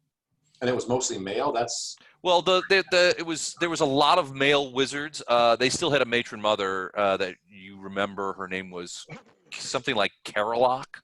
Something like that. It was a long time ago. You weren't familiar with any of these people. I mean, you didn't know them from anywhere, but you knew of the house. Okay? Okay. Cool. I appreciate all the flavor on that one, Les. All right. I think I get a feel Any for questions? All right. going in here. Awesome. So we will revisit. We will be back in Alushinyrra in 2 weeks. Awesome. Next week, B Team session 0 and 0.5. I'll be talking to all of you guys, and we'll be starting up our new campaign. You have all the characters. What's I don't have